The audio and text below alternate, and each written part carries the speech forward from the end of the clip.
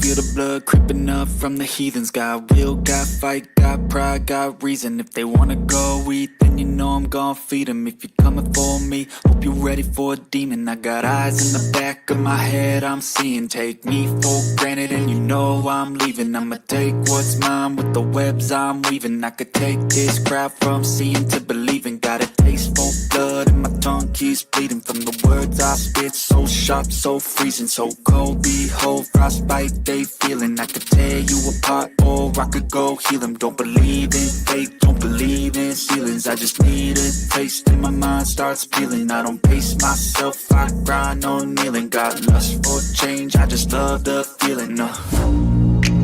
I ain't gonna give up. Got too little time, I'ma live up. Head down, push forward through the tough times. Cause anything worth doing is a tough climb. And I ain't gonna give up. Got too little time, I'ma live up.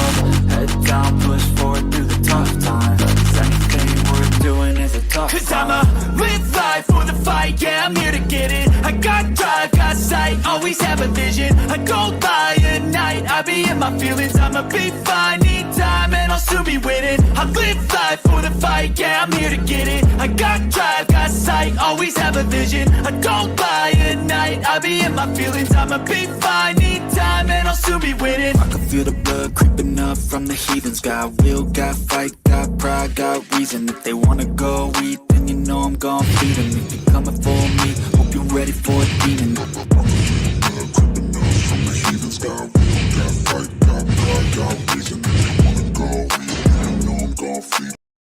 In the dead of night with a little ta-ta-ta.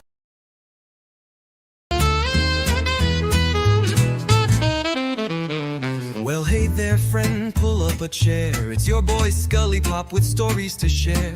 From the page to the stage, I've done it all. Books on the shelf and curtain calls. I whisper tales in the dead of night with a little ta-ta-ta just to feel right. And if you need some tingles down your spine, ska, ska, ska, yeah, that sound is mine. So buckle up, it's quite the ride. We're going deep, no need to hide. Where the entertainment doesn't stop. You're tuned in now to ScullyPop. So close your eyes and enjoy the glide. And we'll see you on the other side. I've read my novels by candlelight, with every chapter feeling just right. I'm the author that reads to you slow, with rhythm and rhyme in every flow. My fingers snap, the mic goes hot. Live from the heart, I give all I got. A little jazz, a touch of noir, mix in some ASMR and you're not far. Ska, ska, ska, ta, ta, ta, let the rhythm carry you. Ta, ta, ta, ska, ska, ska. Feel the story, feel the vibe.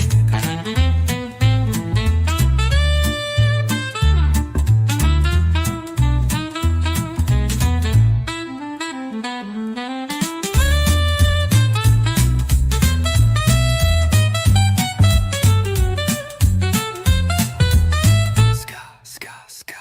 Ta, ta, ta. Let the rhythm carry you. Ta, ta, ta. Ska, ska, ska. Feel the story, feel the vibe. Buckle up, it's quite the ride. We're spinning dreams on the other side, where the entertainment doesn't stop. You're vibing now with ScullyPop. So dim the lights and let it slide. And we'll see you on the other side. Yeah. Stories whispered, curtains raised, books turned to gold and voices praised. I'm just the guide on this wild old ride. And if you're still with me, I'll see you on the other side. Da, da, da.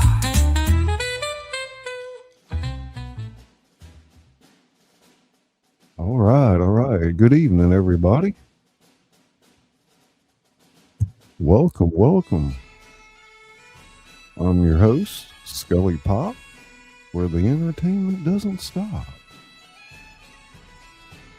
Tonight, we're going to be reading the Dublin Conspiracy. Got a special guest coming up to read. Wonderful Izzy Pop. We'll play the female roles. Check, check, check. Check, check, check. Sound good? Good. Very, very good. Yeah, it's a little bit hard on my voice with the female characters, so it's always nice to have a guest come up and read. And I'm not a guest. as you know, I'm the boss. hey Scott, how you doing, buddy?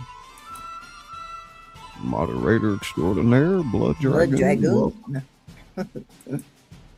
Tanya, welcome. You guys come on in, pull up a seat, leave your coat at the concierge. It'll be waiting for you after the show. Zindy Papa's here. Zindy Yeah. Papa. Side order. Susanna. Hey, Susanna. Make sure I called everybody. Zindy Simply Debbie Sue, welcome to the show. Yeah. It's going to be a good little read tonight. Life with Paulette. Hey, how you doing? Checking your live stream out earlier. Heidi Pop, welcome. Blood says Tanya is stone and Izzy is a cat. Got it. Okay. Yeah. Meow. Purr. Scott says, Merry Christmas, Scully and Izzy. Wolf howls. Frank Turzo, welcome. Hey, Frank. How you doing, buddy? Oh, He's got a nice music channel over there. They always featuring some good artists and a little bit different approach to things. Wolf howls. There he is. So yeah, Izzy's gonna do her fantastic Irish accent tonight. not true. No, I tried, remember? And it's a good story. You don't necessarily have to have heard the first half or even the first story. This is the second season on it, but thank you, Frank. I'm gonna go back and watch the original show. This story picks up a year later after they've gone back to America from Dublin, and they can't get the trip out of their mind, so they've decided to go back and realize they're more knee deep into it than they thought. But yeah, it's a little bit of the supernatural involved in this, and sometimes you find that in my writing. Evidence of Carnival Crew, Thriller in New Orleans for Mardi Gras. Another book I'm publishing here in the next year or so. Yeah, y'all don't forget to hit the like and share it out if you can. Welcome to the Insane Reading Show. I'm your host, ScullyPop, the author that reads to you. I read my novels. I've written a few, lots of short stories, other works in the public domain, and submissions from people like you. That's right, Scott. If you wrote a story, send it on over jscullybooks@gmail.com. We'll put something together for you. How you doing tonight, Tanya? And Scully won't mention it, but I will. In order to do these things, it's not just the check he gets from YouTube, which is not, if you're a creator, you know it's not very much. But these extra things he does, he has to pay for the apps. And that requires Cash App. And I said it, I don't give a crap what you say. I'll put a 1010 in the chat. Let me know if you're here. Yeah, Izzy's usually dropping those links for me, and of course, every little bit helps. Like It she does. said, it's not completely free to run a channel, No. but A lot of us are all in this together, making a go of it. Yeah. I And we think know it's Christmas, but think of it this way. If you want to give Scully a Christmas present, that's the way to do it. send me some maple syrup. I need to Oh, put that on my wish list. there you go. Propane and propane accessories. Thank you, Frank. Maple syrup fun. Hey, Frank, thank you, buddy. We'll work from maple syrup. That'll be a good one. Go sit outside I'm of a a. glutton for that. I put it in my tea, whatever. That's his sweetener because he can't have anything else. Yeah, So, but the doctor told me, no way, man, you got to cut back on that shit, you know? You can't have that much maple syrup. that's what I was thinking because you were going through so many. I was thinking tag. And y'all It might check be your natural. memberships for a milestone. And, you know, wonderful out there. You got 15 emojis and badges next to your name, behind the scene videos. Oh, I bet you do, Nice little Frank. compensation package. Frank, you can always mail him some. Go tap a tree. Yeah, man. You got a maple tree in your backyard, huh? Go tap a tree for him. That'd be nice. I'd be tapping them all. I think it's a long, painstaking process, if my memory serves me correct. Yeah, it's slow as molasses. I'm not sure how many times you got to boil it to reduce it and all that good stuff, but yeah. Yeah, I'm a smart ass, Frank. Can't wait to get my house and settle in. I hear you there. If I move somewhere, I've got boxes laying around forever. But Temple Bar is where the story takes place. It's a famous district. It's not necessarily any particular bar, although 48 Temple Bar is this main location. It's one of the most famous places in Dublin, if not Ireland. And I think they've had over 100 million photos taken in front of this bar, which you can kind of see a little bit better representation of right here. We're going to bring up a live stream cam, and which we kind of pulled back to the early evening when they were busy, but it's a good backdrop for what we're going to read. And I think it'll be a nice and enjoyable story for you this Thursday evening, December 18th, broadcasting from South Mississippi, 1 hour from New Orleans. Izzy Pop is in Virginia. And if you want, drop in the chat there where y'all coming in from and say hey to each other. That was for Blood Dragoon. Hey, Northern What's that? Woman. That Izzy Pop. What I just put in there. Pull up a seat, kick back, and remember to pet the chat cat. There you Because go. he didn't believe I was Former a cat. cast member, Northern Woman. Northern Woman, welcome. Always Indiana. welcome. Wonderful narrator in her own right. Puts out some very creative stuff. Northern Woman.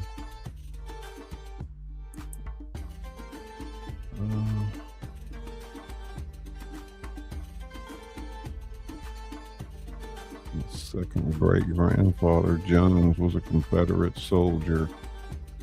Hello from Northeast Northeast Alabama. Hey, my neighbor there, Scott. It probably gets kind of a bit hilly up there, huh? Heading into the Appalachians. South Arizona, Tanya. I'm in southwestern Virginia, Roanoke. Izzy Pop. She lives right down the road from the Whitakers. I do not. Stop it. Dude, I told you how many times. I live in They're all southwestern related. Virginia. Eastern Virginia. East Virginia, not West Virginia.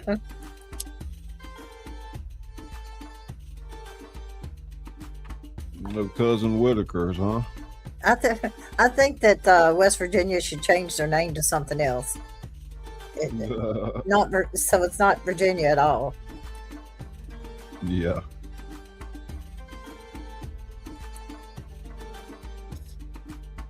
Let everybody settle in for a minute. Get your popcorn. You can pour you a stiff one. Roll them up if you got them.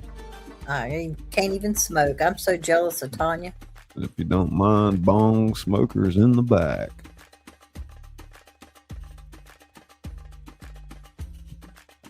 Box of Whoppers, whatever it is you like.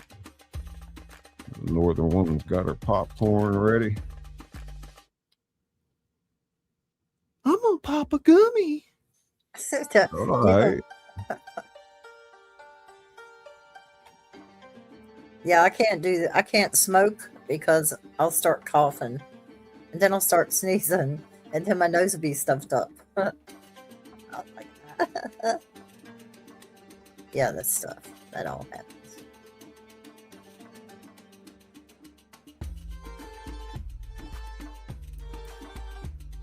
Here you go. Nice cup of tea. That's what I got. Some tea.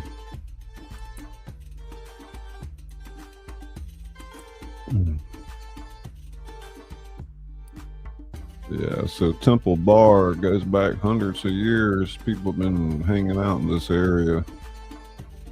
So, very interesting history there.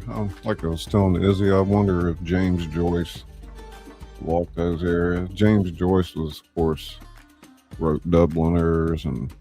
Well, he had to if you think about it, because he would be... Exactly right. He would, if nothing else, I mean, if he was a drinker, he'd be in Temple Bar writing. Mm-hmm. You think like you did in the coffee shop. Yeah. They've been learning how to put beer in those kegs a long time ago. Remember we read about how they dropped those kegs down in those holes? Yeah. Back in the old days, they take those burlap sacks and fill them up with corks so they could drop those kegs on them. No, Tanya, just mainly New Orleans, Bourbon Street, and Dublin for stuff like this. But I don't think he's ever did a Scully. You can always submit an idea for a story to my email, and we'll consider that. You never know. I always tend to skirt the line when it comes to something inflammatory that I'm writing. Strike a serious question here or there, but yeah, I was telling Scully that I had gotten smacked on my hands from YouTube because I mentioned the word hobbling in my title. Hobbling, jeez. So if we mess up, sometimes I'll go check and we'll start it over. But Izzy's got all these voices. She's been practicing today, so yeah. Tell him. The light going into it raw. Please tell them how much time I had before this. Yes. Oh, you got plenty of time. No, I didn't, dude. Yeah. Yeah. Right, let's see here. I gotta take that other thing down before we do that. Just throw it up there. See, well, some of those you can just throw up there. There you go. Here's his email if anybody wants to submit a story. Yeah, we're gonna go ahead and get started because it's a pretty good bit of material. And I don't know that we'll finish it tonight or not, but let me have a look at my mic settings one more time. It tends to go haywire, StreamYard, and my computer. So we're picking back up with chapter 5 tonight. If you want, you can go back to the stream before and catch the first part of it. But to give you a wrap up, basically Emma and Jack have gone back to Dublin because they're compelled by the idea that something's going on here, and they can't figure out if it's something they dreamed together. They keep having the same dream. The year prior, they went here on vacation and some weird things happened, and As they went back to America, they started, like I said, questioning if some of it really happened when they were there. Not that it was that they were that drunk. Of course, they've been partying and whatever, but they ended up underneath the pub there that you see, and they found some secret chambers that went way down. Just stories and stories of different chambers and some weird stuff going on. So, but she's of a particular bloodline, and there is a bit of supernatural in this, so it's magical in that way. It's plausible yet magical. And they're back in Dublin, and they already feel like somebody's following them as soon as they get to the airport.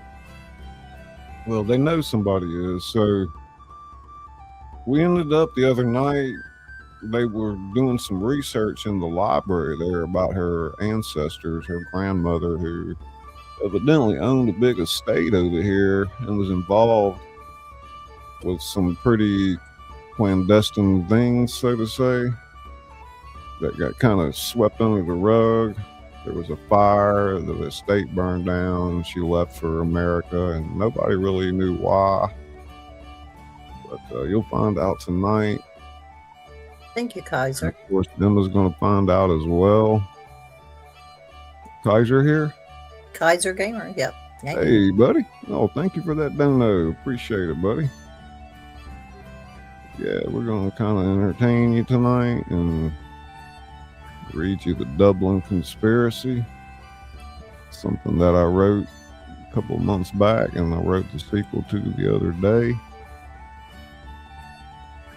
So I guess without further ado, we'll try to remember to change the music up here and there. I don't think Izzy can do that, actually. No, I can't touch anything.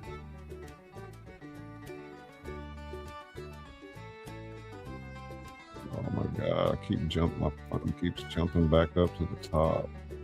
I think it's the music, the onboard music that's causing it. Because you notice every time that you do the background music. Phone to jump up? The mic. Seems like it. No, you have to readjust it every time. I'm reading on my phone. Oh, okay. I thought you meant. Okay. Let me little comments up. I kind of want to keep my eye on that.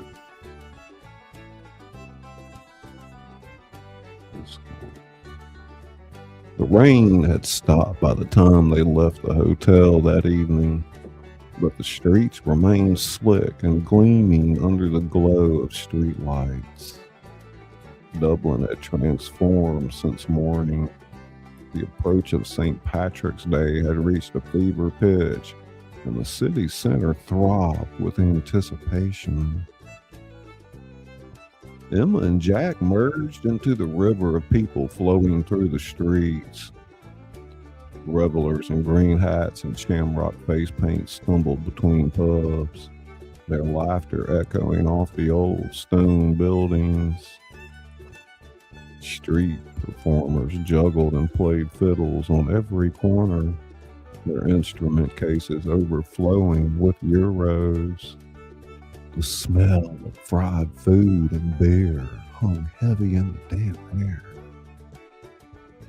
I've never seen it this crowded, Jack said, having to raise his voice over the din. He kept one hand firmly on Emma's arm as they navigated through the press of bodies. St. Patrick's Day is in 2 days, but it feels like the party's already started. They pushed through a particularly dense cluster of tourists taking selfies in front of a pub with an elaborate green storefront.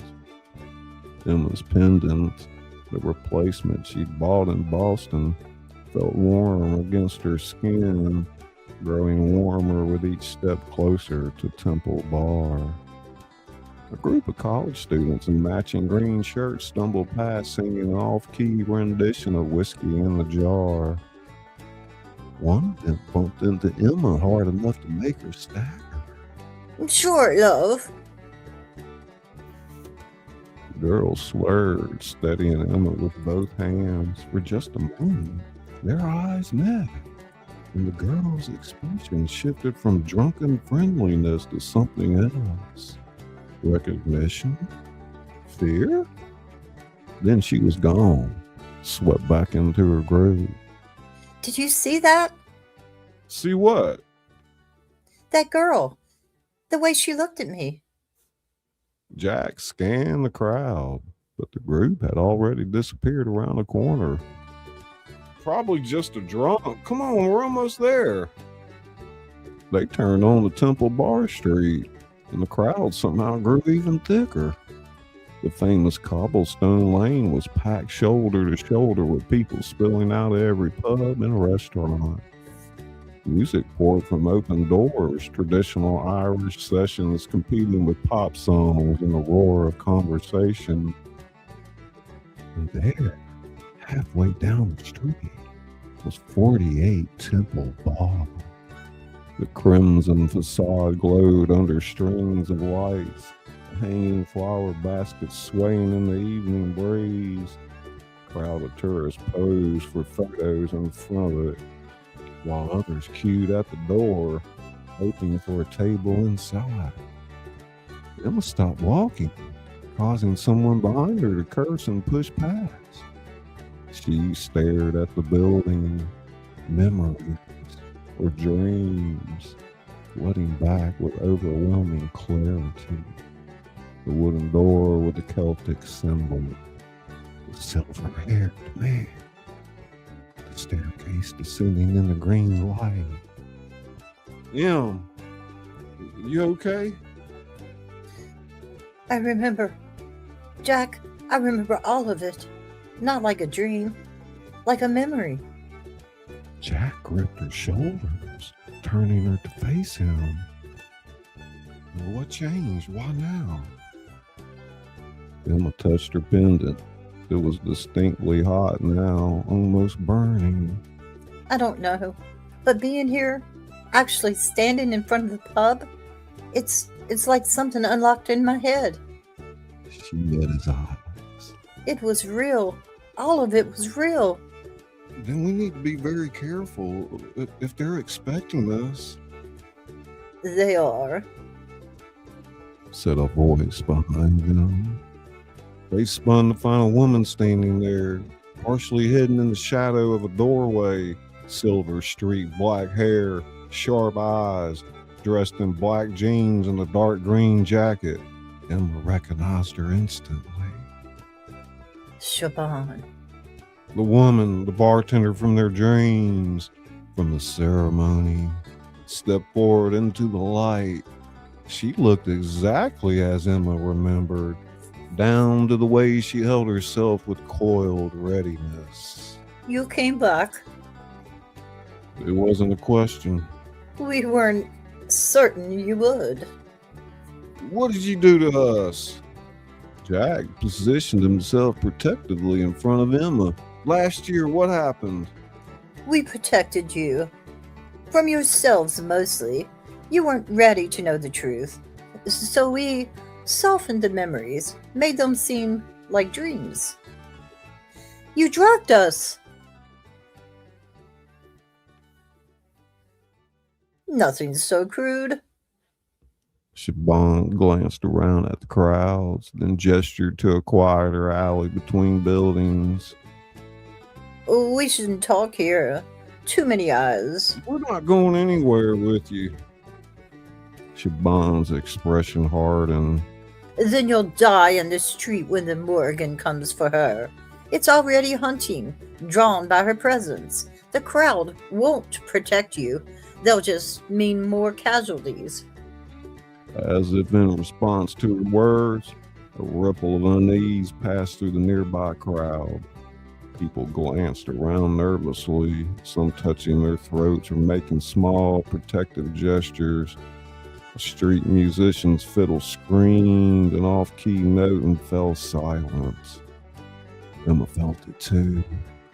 Change in the air. A heaviness like the pressure before a storm. And beneath it, something else. A presence. Malevolent and hungry. It's here, isn't it? Siobhan nodded grimly. The veil is thin this close to the equinox, and your bloodline calls to it like a beacon. Come with me, now, or face it alone. Jack looked at Emma. Your call. Emma studied Siobhan's face, searching for any sign of deception. But all she saw was urgency and something that might have been concern.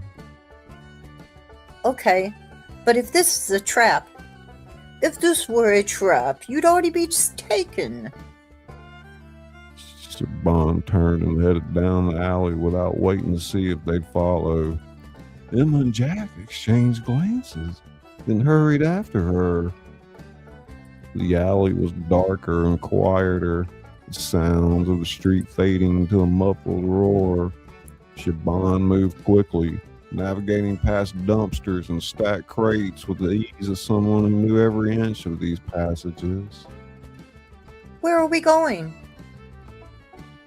The back entrance. The front is too exposed.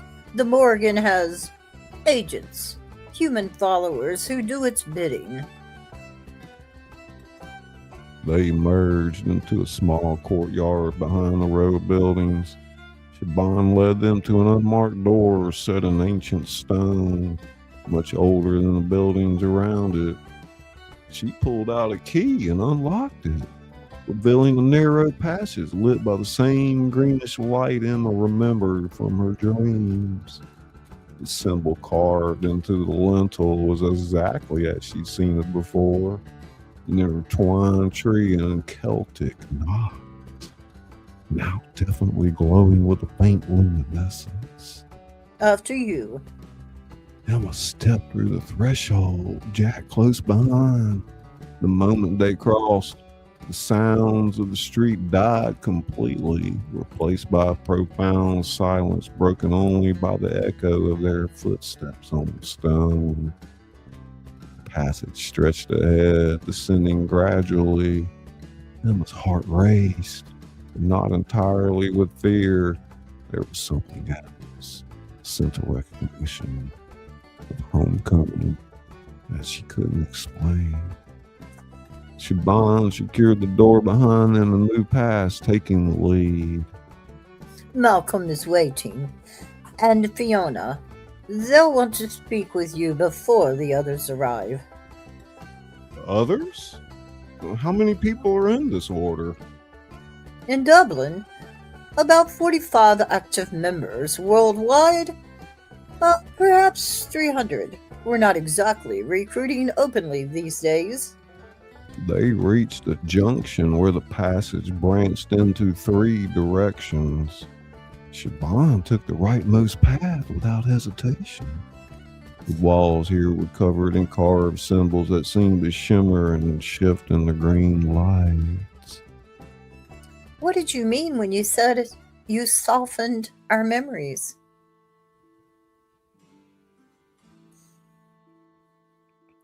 You saw things last year that your mind wasn't prepared to accept. The Morgan, the ceremony, the truth about your heritage. You were in shock, both of you.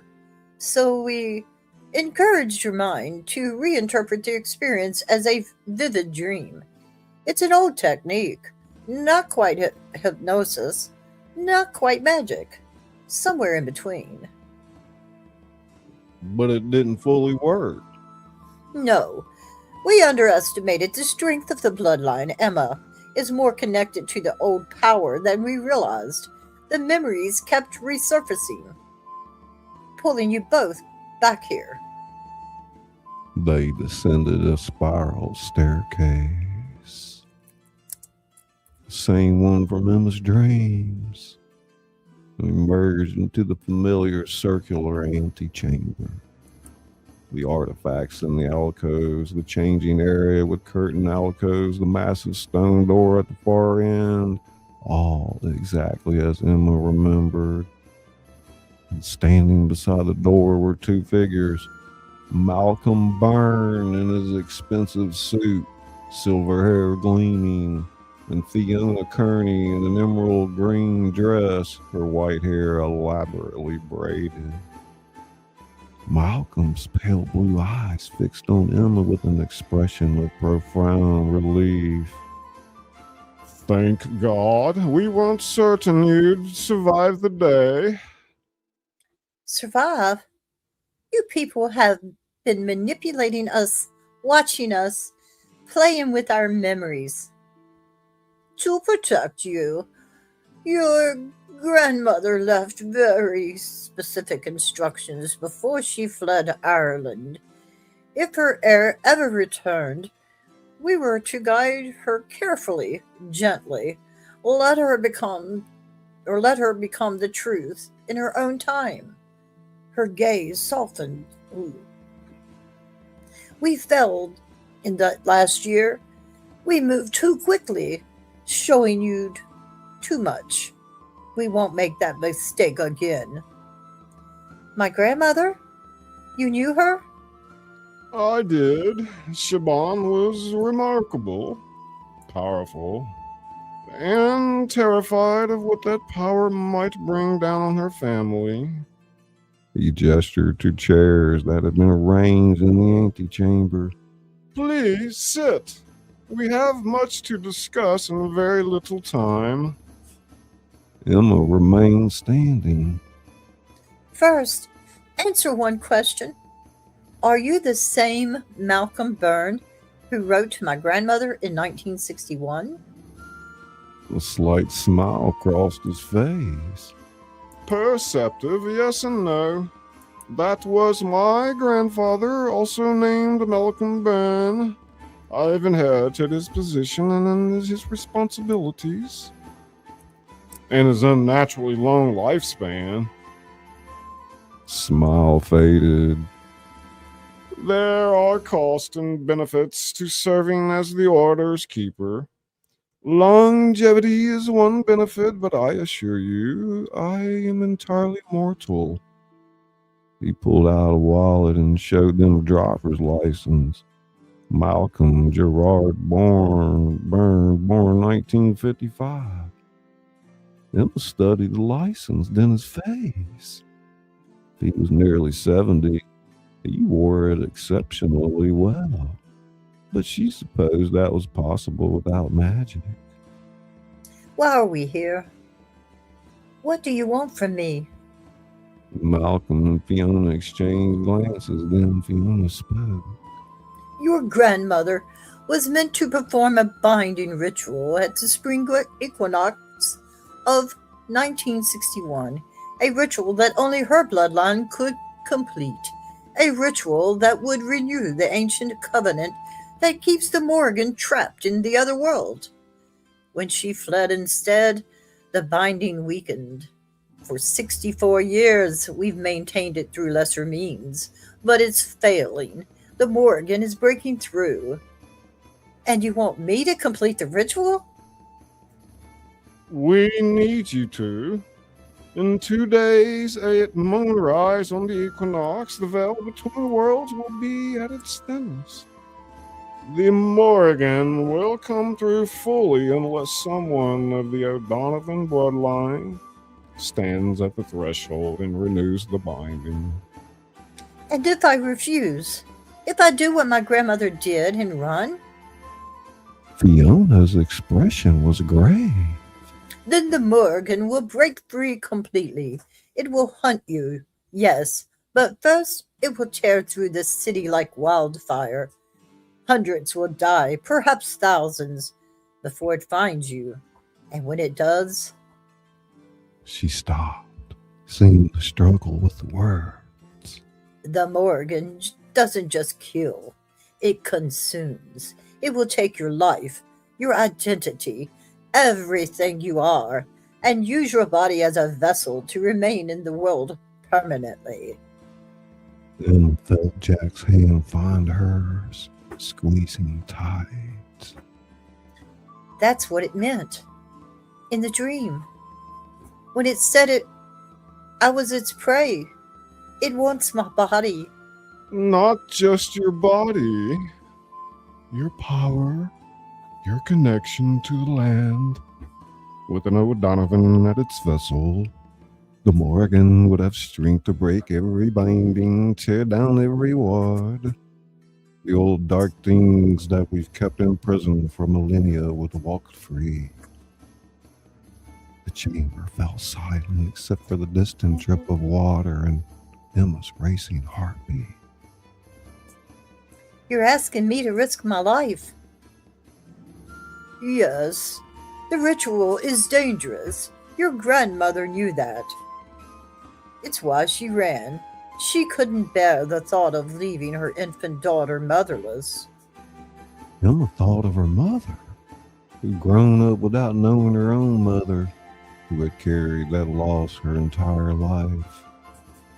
Now Emma was being asked to potentially make Jack a widow, to sacrifice herself for a city she didn't even live in. What happens if I do the ritual and survive? Then the binding is renewed for another generation. The Morgan is sealed away, the balance is restored, and you go home to Boston. Live your life. The Order will watch over you, protect you, but from a distance you'll be free.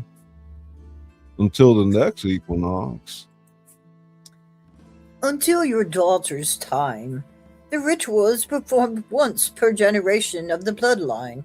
If you complete it successfully, the responsibility passes to the next heir when she comes of age. Emma's hand moved unconsciously to her stomach. She and Jack had given up on having children after the failed fertility treatments, but now... I need time to think. You have until tomorrow night. The ritual preparation must begin at sunset on the eve of the equinox. That gives you 24 hours to decide. Shaban stepped forward. In the meantime, you should stay here, or at least nearby. The Morgan is hunting actively now. The crowds on the street won't protect you. They'll just provide camouflage for its agents. We have rooms prepared, warded and safe. You'll be protected within these walls. Emma looked at Jack, seeing her own uncertainty reflected in his eyes. Trust these people who have manipulated their memories, or risk facing the streets of Dublin with a supernatural predator on their trail. We'll stay, but we're keeping our phones on and people know where we are. Of course, we're not holding you prisoner. You're free to leave at any time. His pale eyes met Emma's. But I hope you'll choose to stay. And I hope you'll choose to complete what your grandmother couldn't. As Shaban led them deeper into the underground complex to show them their quarters, Emma felt the weight of generations settling on her shoulders. Her grandmother had fled this responsibility and lived with the guilt for the rest of her life. Never able to return home, never able to tell her daughter the truth. Now that same choice stood before Emma. Run and live with the consequences, or stand and face a destiny she'd never asked for. The pendant burned hot against her skin, as if her grandmother's spirit was trying to tell her something across the decades. Whether it was a warning or encouragement, Emma couldn't say. Chapter 5. Let's go over here and say hello to the chat for a minute, Izzy Pop. That was a long chapter. The rest of them, I don't believe are quite that long. How you doing, Frank? Art of Morbid. And Fawn's here. Six Bows is back. Oh, is back. Anya's still here. Dan Anderson, what's up, bro? Dan Anderson. That makes me think of those making that guitar sing. Country girl, lighten it up. Hey, Variety, good evening. Kaiser Gaming, Northern Woman. Yeah, coming at you from Chicago. Heck yeah. I'll drop some emojis out there if you got them. If not, give me your best ska. Looks something like this. Ska. Yeah, you enjoying that, Tommy? I'm fixing to have to take my sweater off. I'm getting hot. I always make it hot. No, it's the computer screen that makes you hot. Thank you, Fawn, for the green heart. Ooh. Cooking up here. Fawn's in Indiana. Somebody else in here was from Indiana. It's hot. How y'all like his Irish accent? I don't have an. I should. Irish eyes are smiling. It's not there. Is she doing good, y'all? Yeah, it's pretty cool music, huh? Oh God, Artem Morbid, I almost choked on my smoke here. 5 degrees.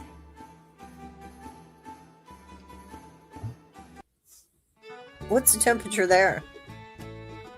Oh, it's 62. It's not bad. It's 44 here. Ooh. It's been raining.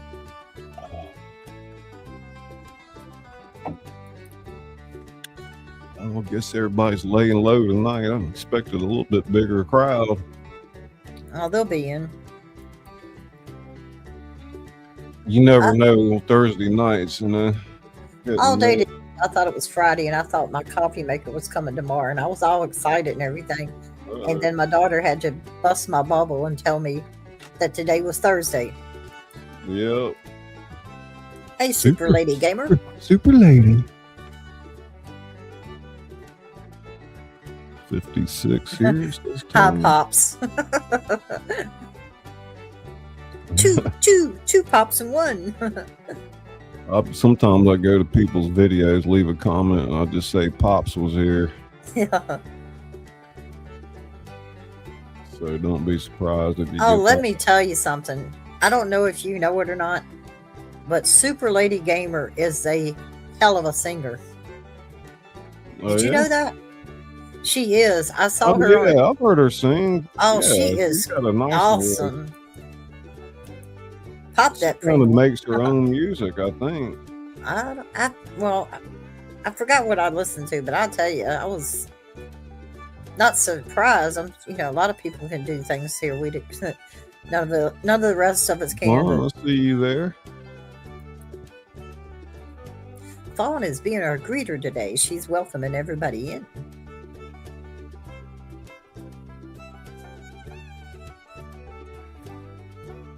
Keep showing up. We're gonna have to promote her to concierge, man. Well, she can also take care of the coats, Yeah, that way Izzy don't have to worry about it. Yeah, the coats and. But no, can't do that. If you leave your coat at the concierge with Izzy, she might go through your pocket. I do. That's what I was just gonna say. That's my pocket change. I can't do that. No, where everybody is.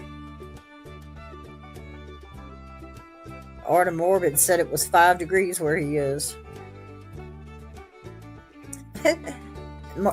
Artem Morbid said it feels like summer if we got that here. But don't let her fool you when she puts your coat back on and rolls that lint roller over there to clean you up a little bit.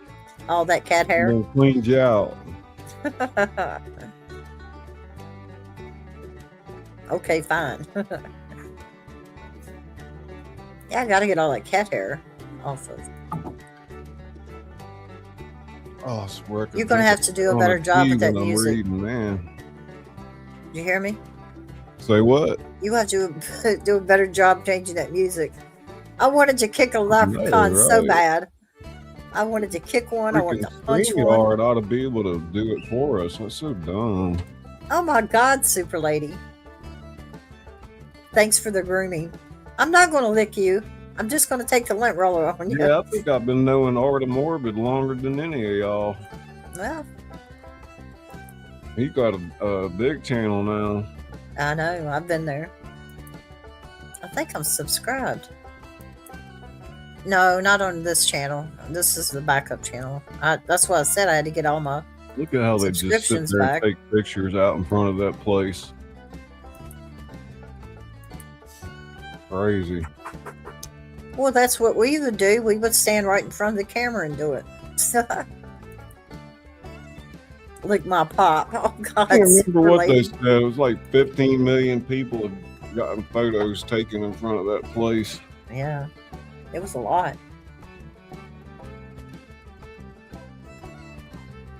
So y'all enjoying the story so far tonight? The Dublin conspiracy? Tanya, I like lint balls too. Just let you know. There are Dio. There are Dios in the house. There are Dio. Doridio. Okay, they're coming in. They're coming in. Chapter I told you they 6. would. It's 11 here. There are Dio in the house. He's got the Super Lady. God. Let's go What is she with talking about? this for that. Okay. I like that one. The creature that called itself the Morgan stood at the window of a derelict warehouse near the Dublin docks. Its borrowed body already decaying.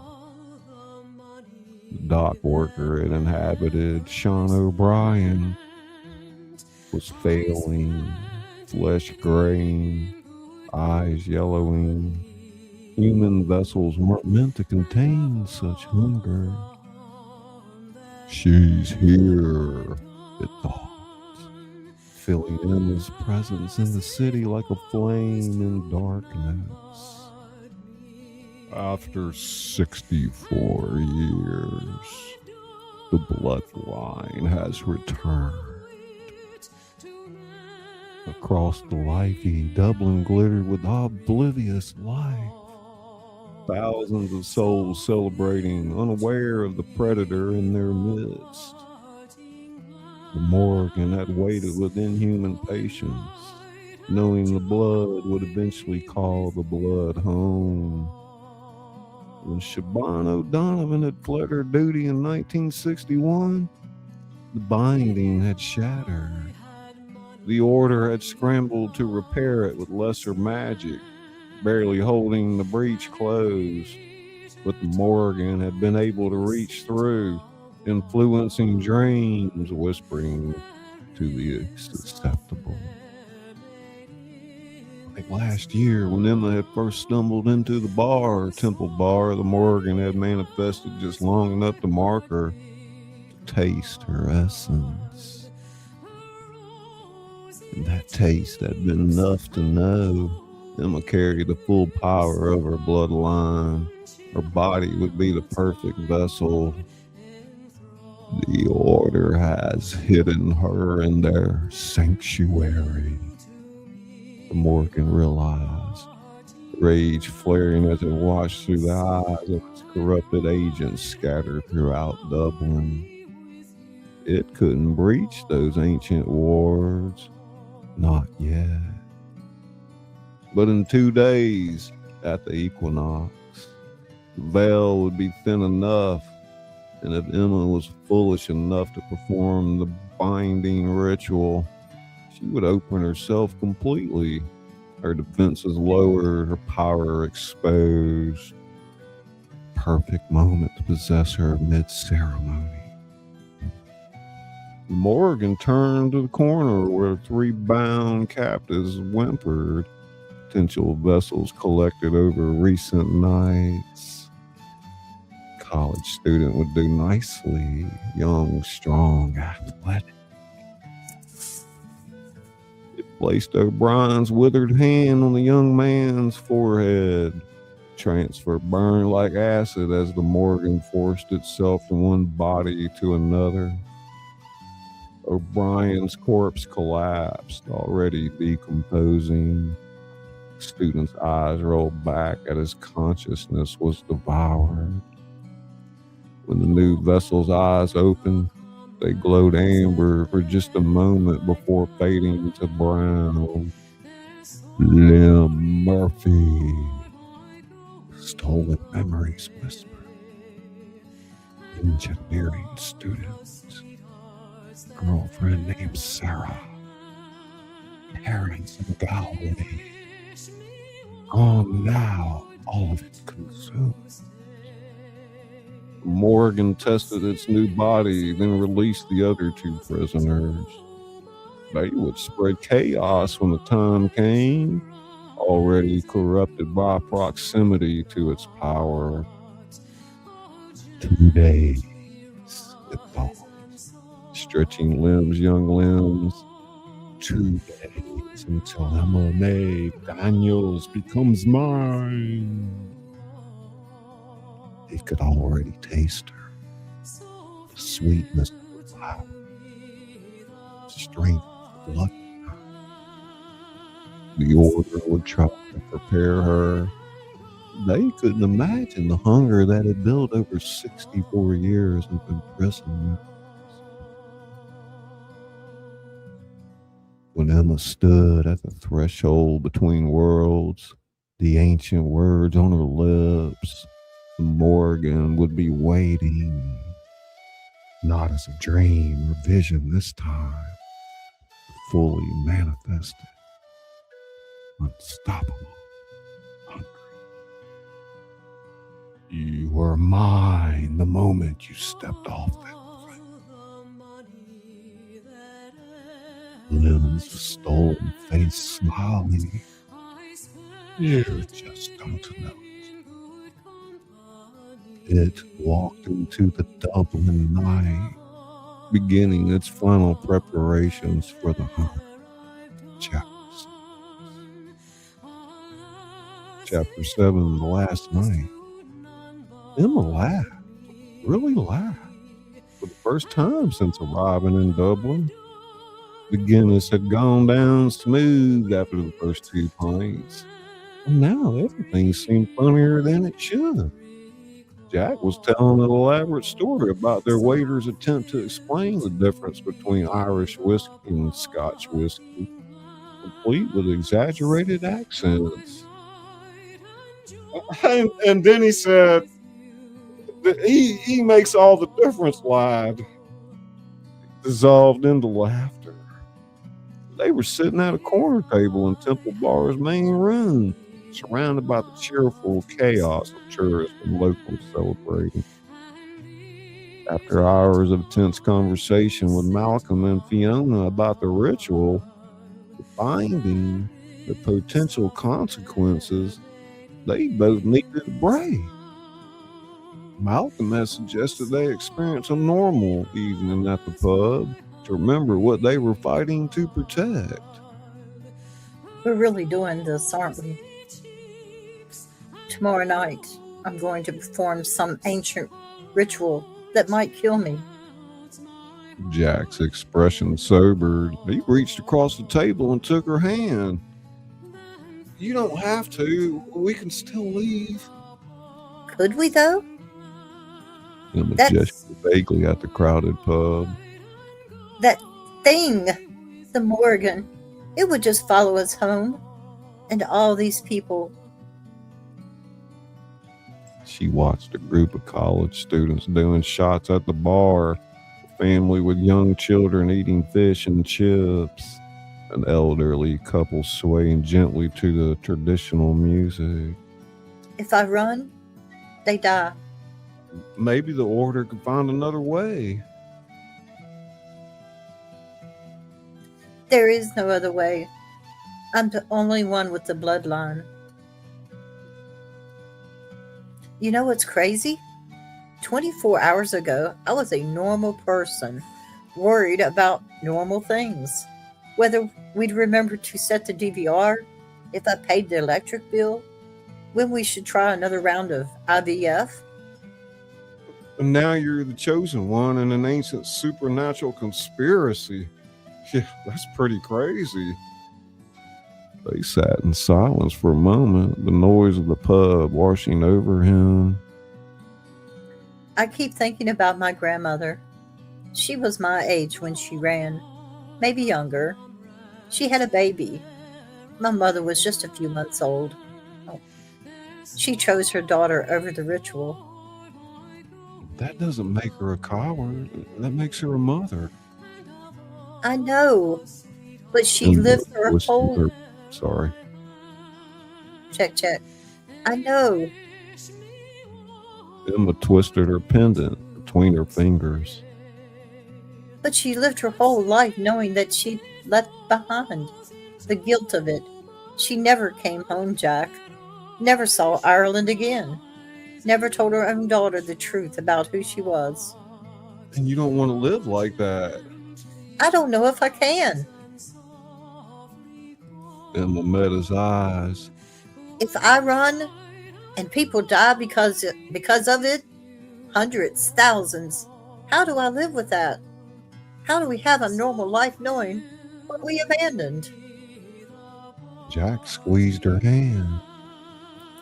But if you do the ritual and it goes wrong?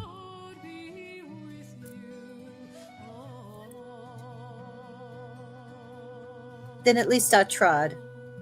At least I stood up when it mattered. I'm scared, Jack. I'm terrified. But I think I have to do this. Then I'm with you. I'm there with you, Emma. Every step. I don't care what Malcolm says about it being too dangerous or the ritual requiring only you. I'm not leaving your side. Emma felt tears prick her eyes. I love you. You know that, right? These 10 years, they've been the best of my life. Even with the fertility struggles. Even with all the disappointments. You made it all worth it. Hey, none of that. You're going to survive this ritual, and we're going to go home and have the most boring, normal life imaginable. Maybe we'll even get a dog. A dog? Why not? We've always talked about it, and after fighting ancient evil, how hard can potty training be? The waiter appeared with 2 more pints they hadn't ordered. Compliments of Shaban, he said with a wink. She says you look like you need them. Emma glanced toward the bar where Shaban was pulling pints, her silver streaked hair catching the light. The bartender met her eyes and raised her glass in a subtle toast. To Siobhan O'Donovan, my grandmother, who did what she thought was right. And to Emma Mae Daniels, who's going to do the same. They drank, and for a moment, the weight of tomorrow felt manageable. Around them, the pub pulsed with life, people laughing, singing, living. This was what she was fighting for. Not abstract concepts of good and evil, but these real, ordinary moments of joy. You know what else is crazy? Traditional band started up in the corner. This time yesterday, we were on a plane wondering if any of this was real. And now here we are, drinking with the secret society that's been manipulating our memories, planning to fight a body-stealing demon in less than 24 hours. Things escalated quickly. Understatement of the century. Emma watched the musicians, a fiddle player, a man with a boudron drum, a woman singing in Irish. Do you think we'll look back on this someday and laugh? Tell our grandkids about the time Grandma saved Dublin from the ancient evil? Assuming we have grandkids. Sorry, I didn't mean... No, it's okay. Emma's hand moved unconsciously to her stomach. maybe after all this is over, if I survive, maybe the universe will finally cut us a break on that front. Maybe. Malcolm appeared at their table, looking slightly uncomfortable in the casual pub setting despite his expensive suit. I hate to interrupt, but we should discuss the preparations for tomorrow. The ritual is complex and you'll need to understand. Not tonight. Tonight, we're just two tourists enjoying Dublin. Tomorrow, I'll be your keeper of chosen one or whatever. But tonight, I'm just Emma, and I want one more normal evening with my husband. Malcolm studied her for a moment, then nodded. Fair enough, but dawn comes early, and with it much work to be done. After he left, Jack raised his glass again. To normal evenings. To normal evenings. But as she said it, she felt the pendant warm against her skin, a reminder that normal was a luxury she might never have again. Tomorrow at moonrise, she would stand at the threshold between worlds and face a creature that had been hunting her bloodline for generations. Tonight, though, she and Jack Guinness and the music of Ireland. For now, that was enough. They ordered food, proper Irish stew and brown bread, and spent the next hour eating and talking about anything except ancient rituals and demonic possession. Jack told her about a project at work, and she shared gossip about her coworkers. They could have been any couple on vacation, enjoying their time together. But as the night grew later and the pub began to empty, reality crept back in. Emma caught Siobhan watching them with a mixture of sadness and respect. Through the window, she saw shadows that moved wrong, figures that lingered too long. The Morgan's agents watching, waiting. We should go, Emma. We'll get some rest before tomorrow. Emma nodded. They settled their bill. Malcolm had insisted everything was covered. Jack left a generous tip anyway. They made their way back. Passage that led into the order's chambers. At the threshold, Emma paused and looked back at the pub one last time. Music, laughter, light.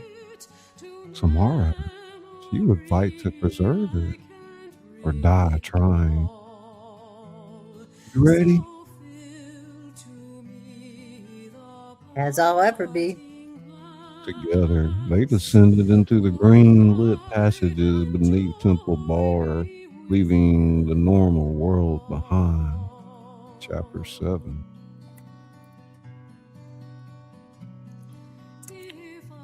Vegas in the house. Thank you, Vegas. Tingle, tingle, tingle. It's Fonska.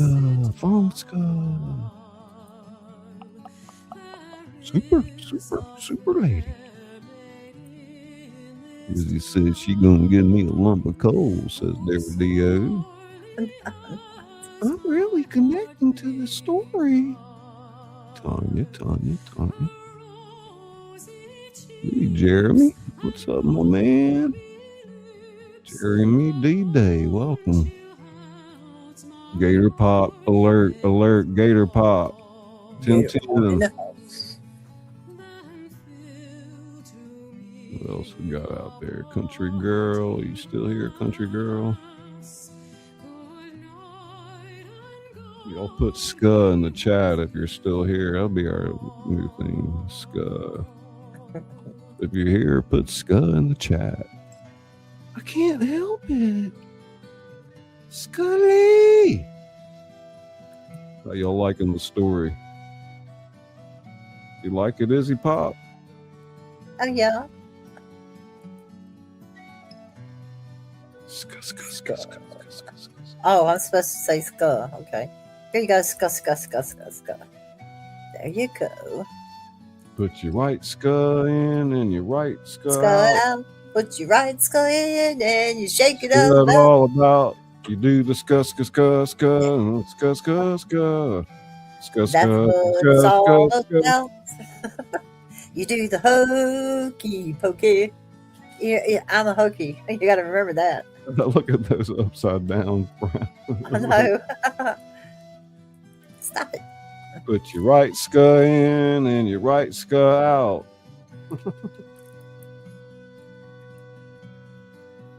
Oh, a Dublin werewolf story. Laugh out loud. No.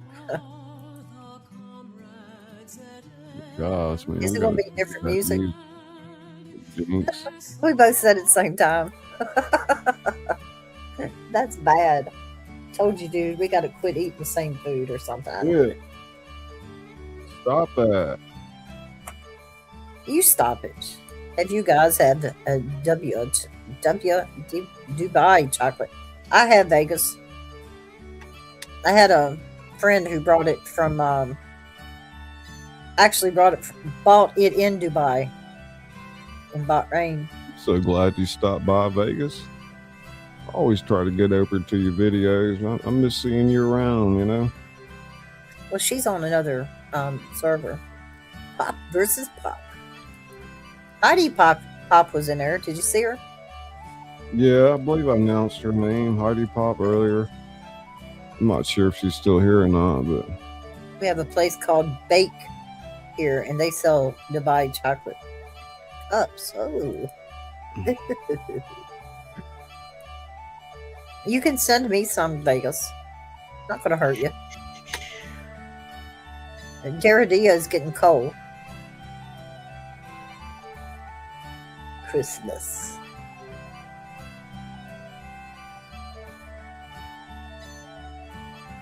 Give me your address.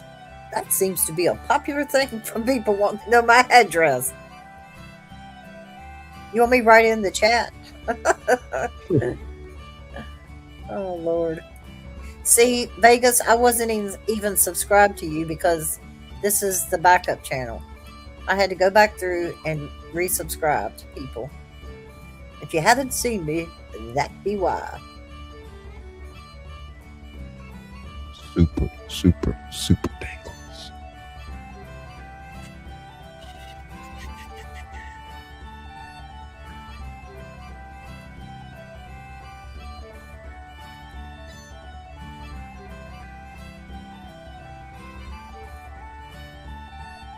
We're dancing the river dance.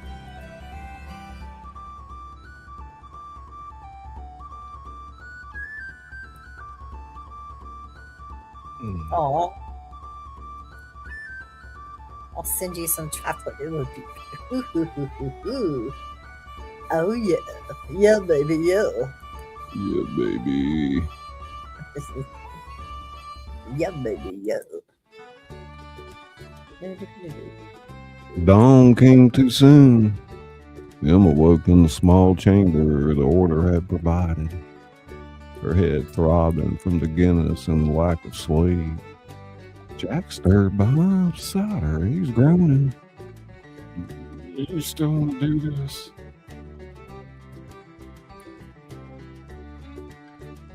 Ask me after coffee.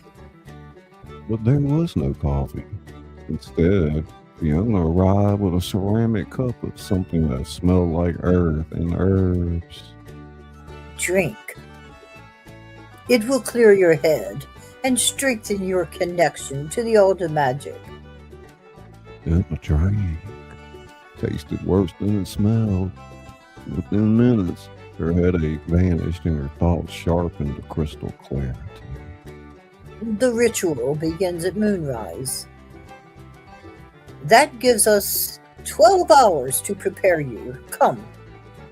She led Emma to the ceremonial chamber, the same circular room with the rowan tree at its center. Now, in daylight filtering through hidden shafts, Emma could see details she'd missed before. The symbols carved into the walls weren't just decorative, they were words, instructions. Warnings written in a language she shouldn't understand, but somehow did. Let the blood of the keeper stand at the threshold. Let her speak the names of binding. Let her offer what was promised. What exactly does the ritual require? Don't touch the silver bowl on the dais. How you pronounce that? Dais. Dais. Check. Emma asked, touching the silver bowl on the dais. Malcolm emerged from the shadows. Your blood freely given, your voice speaking old words, and your will holding the barrier closed against the Morrigan's assault. That's it? That's everything. The Morgan will try to possess you at the moment of the binding, when your defenses are lowered. You must resist long enough to complete the incantation. How long is the incantation? 3 minutes, if spoken correctly, without hesitation. 3 minutes. Emma could hold her breath for 3 minutes if she had to, holding off of demonic possession. I can't do this. I'm not strong enough. I'm nobody. A project manager from Boston who can't even get pregnant. What makes you think I can fight off an ancient evil? Fiona's expression softened. Because your mother could have. Your grandmother could have. And you carry her power, amplified by generations worth of denial and suppression. She took Emma's hands. Your mother never awakened her gifts. That power passed to you, doubled. You are stronger than Shaban ever was. But I don't know how to use it. You do. You've been using it your entire life without knowing. Those moments of intuition, of knowing things you shouldn't. That's your power trying to surface. He gestured to the rowan tree. Touch it. Emma approached the tree, growing impossibly from the stone floor. When her fingers brushed the bark, warmth flooded through her. Not the uncomfortable heat of her pendant, but something deeper, or more fundamental. She felt the roots extending beneath the chamber, connecting to something vast and ancient. The land itself, aware and watchful. You feel it. The connection. That's what the Morgan wants. Access to that power through your bloodline. Emma pulled her hand back, gasping. It's too much. I can't. You can, because you're the strongest person I know, and because you won't be alone. Malcolm frowned. Mr. Daniels, we've discussed this. The ritual space can only hold. I don't care about your rules. Emma's doing this, I'm there, period. For a moment, Malcolm looked ready to argue. Then Shaban appeared behind Jack. Let him stay. The bloodline heir is allowed. One witness of her choosing. It's traditional. Very well, but you must remain outside the circle. No interference. It could be catastrophic. They spent the rest of the day of preparation. Fiona taught him the words, ancient Irish that predated even the Celtic languages, sounds that felt older than human speech. Emma repeated them until her throat hurt, until the syllables flowed like water. Malcolm explained the ritual's mechanics, the silver bowl, the rowan branches, the exact moment when the moon crossed the threshold. He showed her where to stand, how to cut her palm, the pattern of blood must make in the bowl. And when the Morgan comes, you hold. You speak the words, and you hold. No matter what it shows you, what it promises or threatens, you hold until the binding is complete. As the afternoon faded to evening, Emma felt her nervousness transform into something else. Termination, maybe, or resignation. She was going to do this. She was going to stand at that threshold and face a thing that had hunted her family for generations. But she was going to die trying. At sunset, Siobhan brought them a final meal. Simple bread and cheese, wine that tasted of summer. The Last Supper, Jack joked weakly. Don't. Just don't. After eating, Fiona led Emma to prepare. She bathed in water infused with herbs, dressed in a simple white robe, wore her grandmother's pendant, the real one, Malcolm had explained, recovered from the Glandor estate's ruins and kept by the order all these years. When Emma looked in the mirror, she barely recognized herself.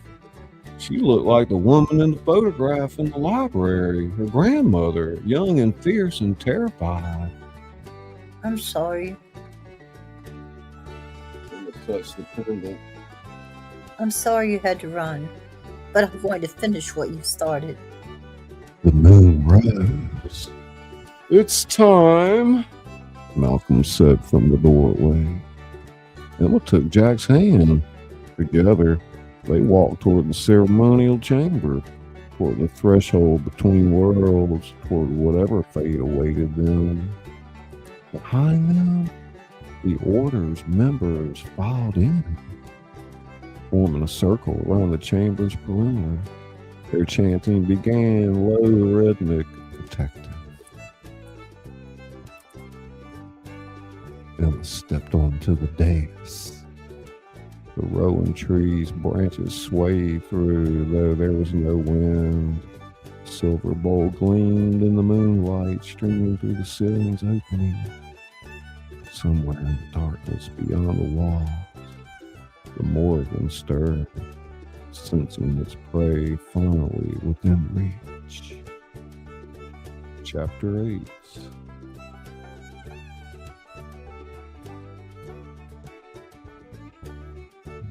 Eat some M&M's. Daisy came in. Daisy May here? Mm-hmm. Oh, welcome, Daisy May. And guys, check your memberships to see if you have a milestone.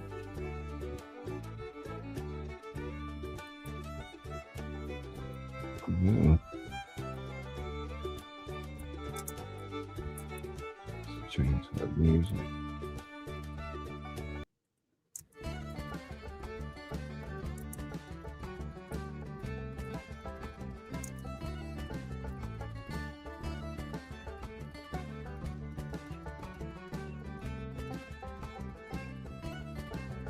Right.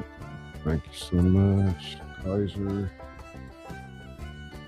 Nobody got a membership milestone tonight. I don't even have one. I need a car for the ritual. Gamer, we got access to the site. Only paranormal team to get access locally. Huh. Daisy, Daisy, Daisy, Daisy. Daisy, Daisy, Daisy. Spa, spa, spa, Spider-Man. Skus, skus, skus, skus, skus.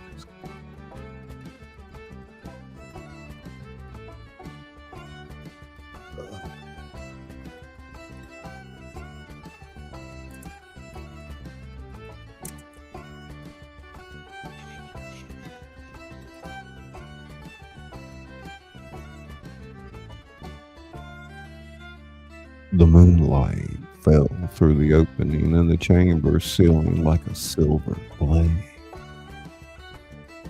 illuminating the dais where Emma stood. She could feel the weight of 40 pairs of eyes watching her. But only one mattered, Jack's, steady and unwavering from just outside the ritual circle. Malcolm handed her the ceremonial knife. Remember, this is 3 drops only. More would be too much.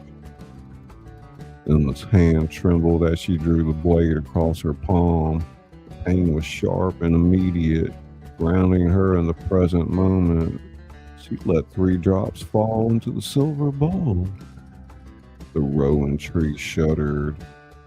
Its white flowers began to glow. No. Speak the words. Emma opened her mouth and let the ancient language flow. The syllables felt foreign on her tongue, yet somehow right, as if she'd spoken them in dreams for her entire life.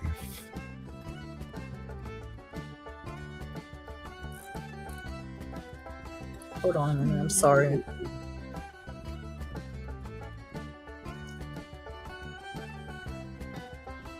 Only part of it came through.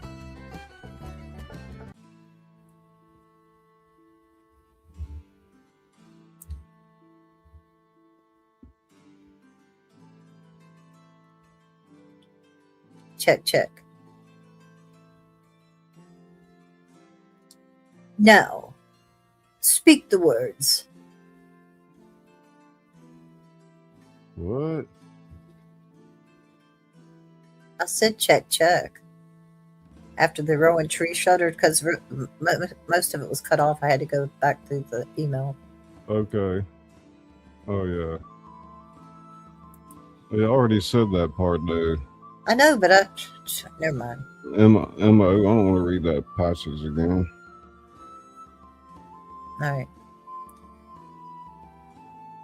This is my blood. Freely. You need to pick up at Mo Fule, whatever.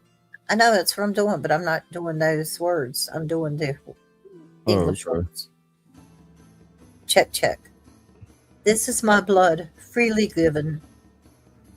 The temperature in the chamber dropped 10 degrees. Frost formed on the stone walls. This is my voice, speaking the ancient words.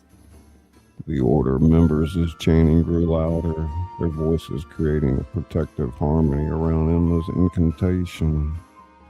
This is my will, standing between 2 worlds. Thunder cracked overhead, though the sky had been clear. The moonlight flickered. Emma continued, her voice growing stronger with each phrase. The power she felt when touching the rowan tree now coursed through her veins, mixing with her blood, transforming her words from mere sounds into something that bent reality itself. Then the door to the chamber exploded inward. The Morrigan stood in the shattered entrance, wearing Lem Murphy's young body like an ill-fitting suit. Its eyes blazed amber, and its smile was pure malice. "Hello, Emma. Did you really think your little words could keep me out?" Malcolm stepped forward, hands raised. "The ritual has begun. You cannot stop it." The Morrigan flicked his hand dismissively. Malcolm flew backward, slamming into the wall with bone-crushing force. Fiona and Shaban moved to intercept, but the creature was faster, sweeping through them like they were made of paper. "Keep speaking!" Jack shouted at Emma. "Don't stop!" Emma's voice wavered but held. I bind thee, Morgan, to the other world. "Bind me, child. You don't have the strength." Began walking toward the dais, and with each step, a protective circle of order members faltered, their chanting dissolving into screams as the creature's power washed over them. She shall not walk in this world. Emma's voice cracked, but she pushed on, her eyes locked on the ancient words she'd memorized. When Morgan reached the circle's edge, it pressed against the invisible barrier, and Emma felt the resistance straining. "That pendant you wear? Your grandmother's. She was wearing it the night she fled. Do you know she tried the ritual, got halfway through her before courage failed?" Don't listen.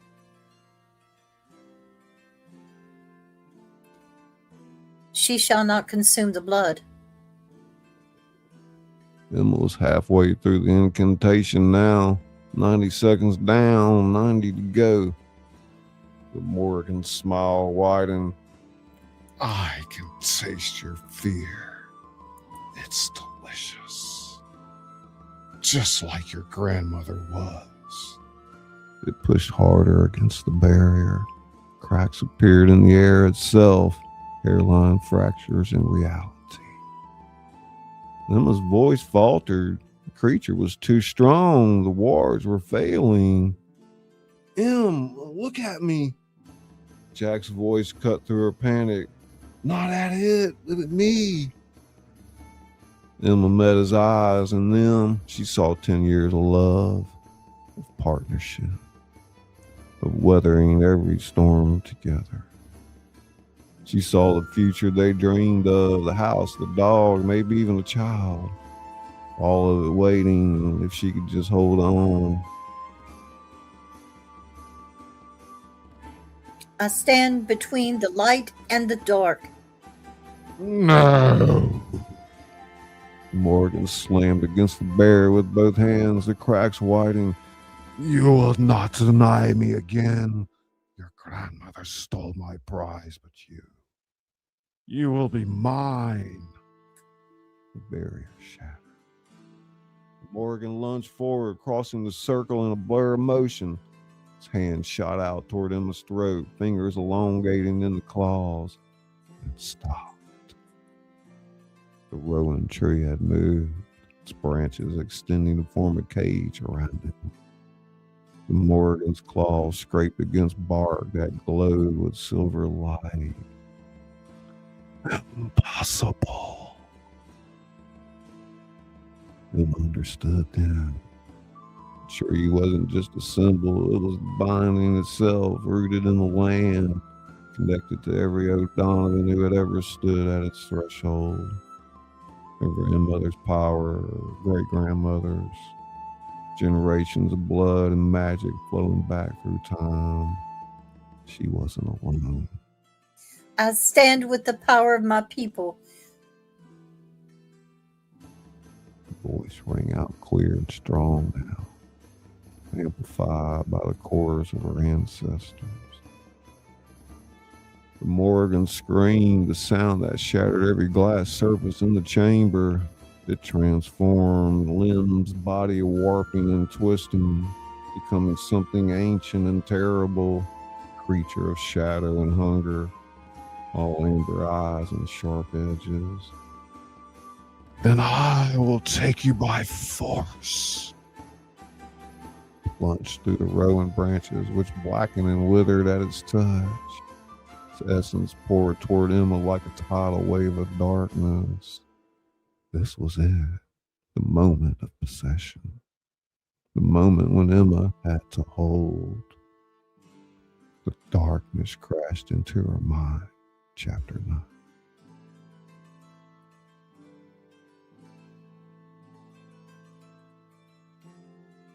Good job, Izzy Pop.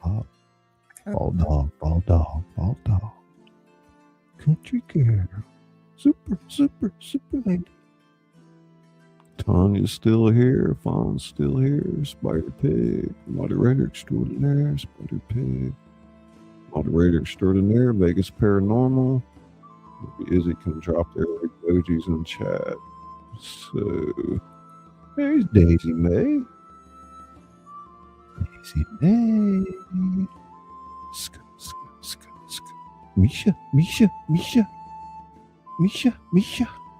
Where's Misha? You right there. See, I choose different It's things. Misha Pop. Misha Pop. Let her slip through the cracks. Oh my gosh, I need to go get something to drink. Hurry up. You hang out and hope for 2 minutes. Yeah. Hey, I don't. Okay. I'm here. Just keep everybody occupied. No, Misha's not here.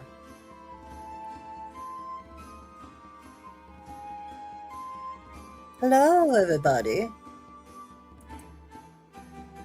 I don't know where he sees Misha at, but you know. Well, I'm glad you're still here. It's almost time for you to turn into a pumpkin, Fawn. I can't do anything with this music, people. Okay, I can't do a thing back here. Or I'd change it. So I'm going to ask the question that everybody hates, but I'm going to do it because that's what I do. Have y'all did your Christmas shopping yet?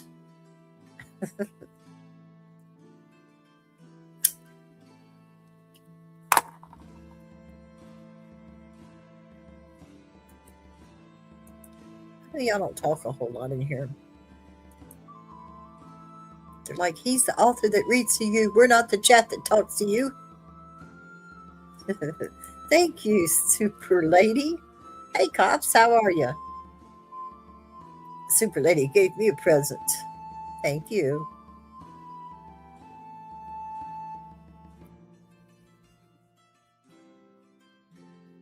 Super Lady Gamer said she likes it when I groom her. in different places, that wouldn't be so bad. Why are you sneaking in? We see you. Hey, Jessica. Your mama. You're welcome, mama. I thought you said was saying your mama. You're welcome, mama. Izzy. Am I old enough to be your mother? Different places. So laugh out loud at different places.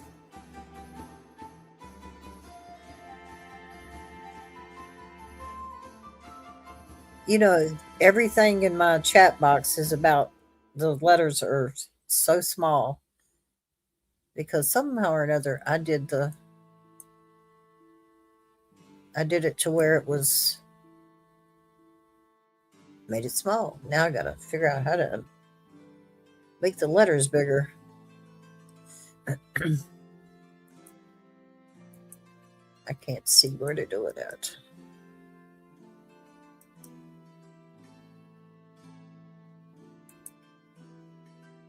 Okay, I don't know where to do it. I'll just deal with it. You can also groom me in different locations. You're crazy.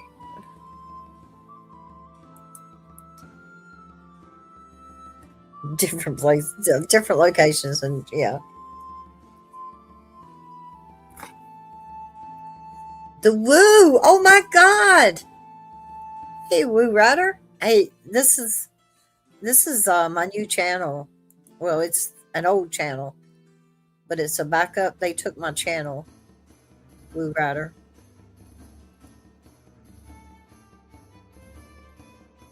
But this is my new link.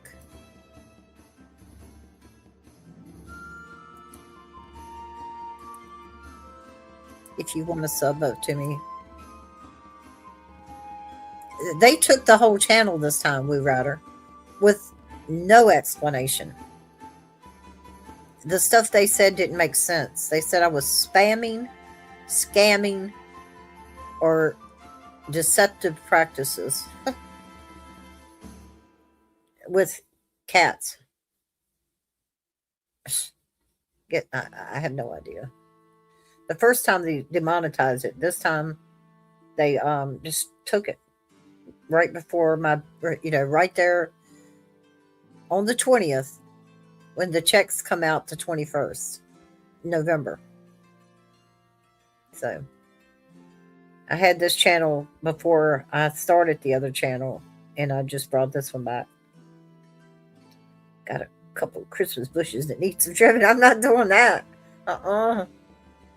That's why they call it Karen Tube. Oh, well, I had to resub to you too. Like I said,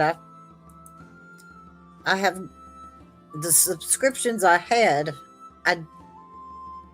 forgot where to, I forgot which ones they were. So I resubscribed to you.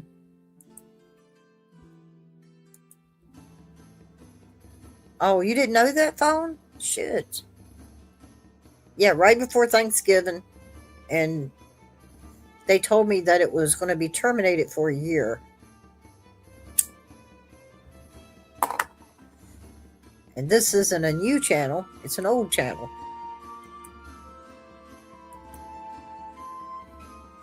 Scully went to get some tea. In case anybody cares. I mean, in case anybody's wondering. He's going to hurt me.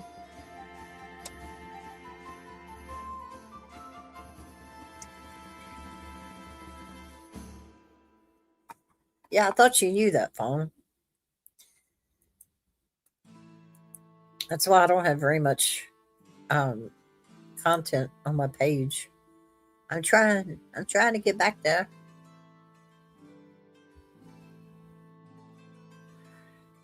Yeah. It happened November 20th. There should be some action to take against them, Izzy. They seem to target people for no reason.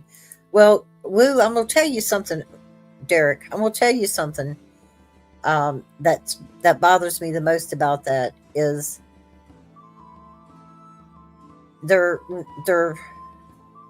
reason for doing it. And then when I appealed it, it's supposed to be sent to a human, but no human is going to, check out all my videos in the length of time it took. And a lot of people got theirs taken. No worries, just working on my Christmas video in the background. Okay. That's okay, phone.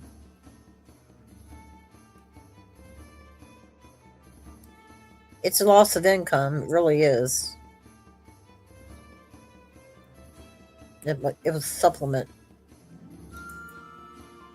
And I don't even know if I'm going to monetize this channel or not. I don't know if I want to fight that again. It's going to take me so long to build up once again. I went from 5K subscribers down to nothing. Nothing muffin. Scully had to grow to the tea, then care for it and everything, and then get the tea leaves and make the tea. Nah, I don't know where he is.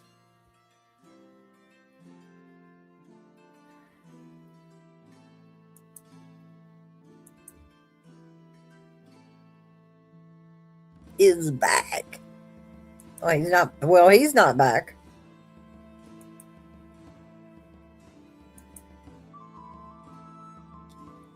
He went to get some tea, Tanya.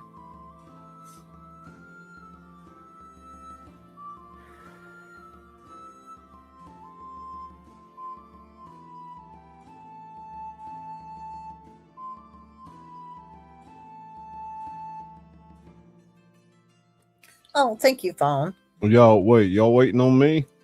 Everybody waits on you. Huh? Everybody waits on you. Woo Rider, alert, He's back. alert, Woo Rider. He's back. I was so glad. Oh, you turned 40? Dag. Jonathan, what's up, man? It's crossover. I didn't. Jessica, what's up? You sneaking in and dropping a thumb? I didn't see Misha at all. She's hiding out. Okay, so she wasn't in the chat. You're trying to say? Mm-hmm. I put her comment. Oh, I on see the her. screen right now. I'm looking. That comment's been on the screen since I've been gone. Listen, I'm not looking at the screen. I'm looking Woo at. Rider. I'm not looking at the screen, the StreamYard screen. I'm looking at the words. I told you. Yeah. Now I see her though.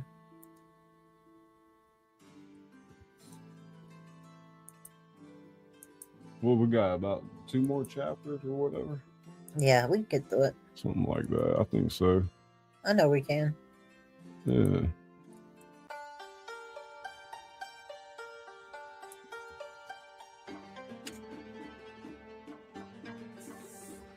Emma's consciousness reeled as the Morgan invaded her thoughts.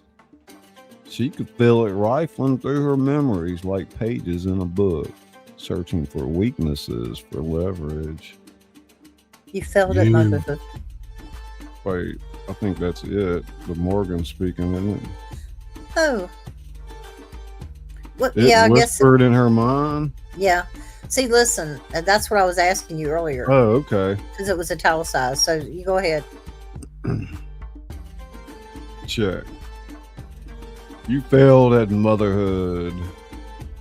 3 rounds of IVF, all failures. You're incomplete, broken. The pain of those failures rose sharp and fresh. The negative pregnancy test, sympathetic looks from the doctors, the empty nursery they never filled. No. I'm not defined by that. Your grandmother abandoned her duty. You come from a line of cowards.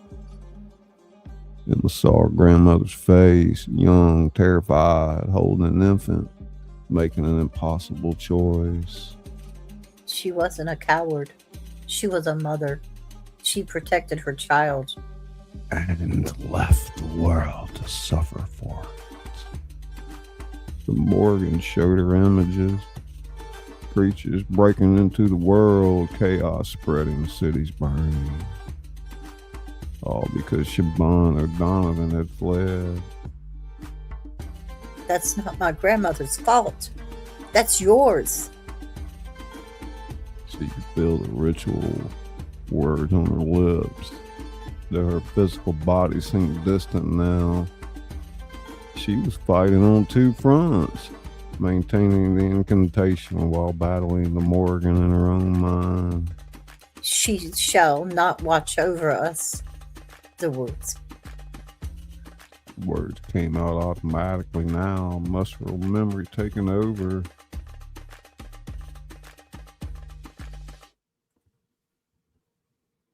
You can't hold me out. I've had 64 years to grow strong. I will consume you, and through you I will have everything. Emma felt herself weakening. Creature was right. It was too strong, too old, too hungry.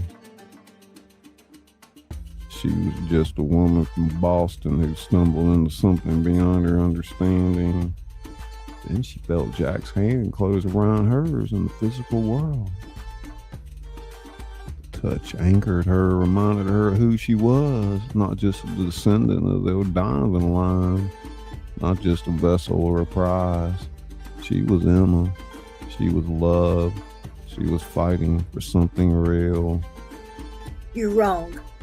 You're not stronger than me. You're just older.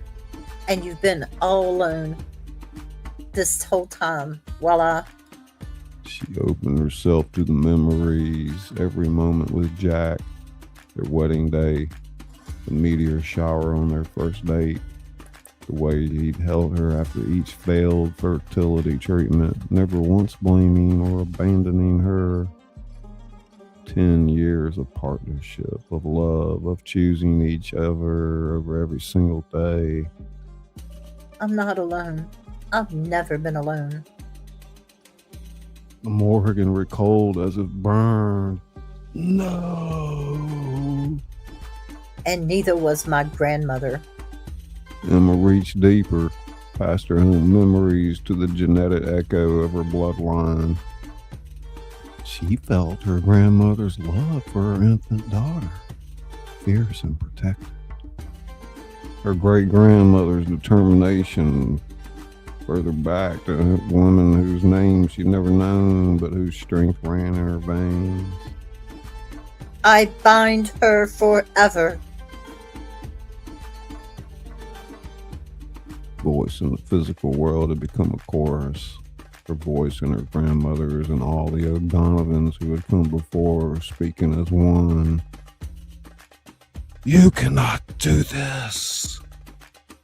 I am ancient. I am power itself. You're a parasite. and I'm done being afraid of you. She spoke the final words of the binding. With my blood, with my voice, with my will. This is my judgment. Be bound, Morgan. Be locked away. Be banished. The silver bowl on the dais erupted with light. The 3 drops of Emma's blood became a pillar of fire that reached through the ceiling, piercing the night sky. The rowan tree blazed white hot, its branches weaving a net of pure energy. Morgan screamed. Its essence was torn from Emma's mind, ripped from Lynn Murphy's body, pulled inexorably toward the lights. It fought, clawing at reality itself. But the binding was complete, the covenant renewed. Emma watched as the creature was dragged backward through a tear in space, back to the other world, back to its prison. Its amber eyes locked on hers one final time. This isn't over. Another generation, another heir. I will wait. Then we'll be waiting too. The tears sealed with a sound like a thunderclap. The light faded. The rowan tree's branches returned to their normal position. Their new flowers had bloomed, dozens of them filling the air with a sweet, wild scent. Emma collapsed. Chapter 10. Chapter 11, The Aftermath.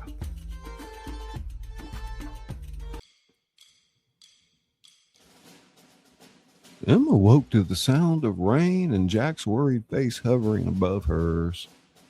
Hey, welcome back. Did it work? See for yourself. Jack helped her sit up. They were still in the ceremonial chamber, but the atmosphere had changed completely. The oppressive weight of the Morgan's presence was gone. The air felt clean, light. The rowan tree stood peaceful at the center of the dais, its white flowers swaying gently in a breeze that came from nowhere. Around the chamber, order members were picking themselves up, tending to injuries. Malcolm had a nasty gash on his forehead, but was grinning broadly. Fiona sat against the wall, looking exhausted, but triumphant. You did it. Peered in the side with a cup of water with Shaban. The binding is renewed.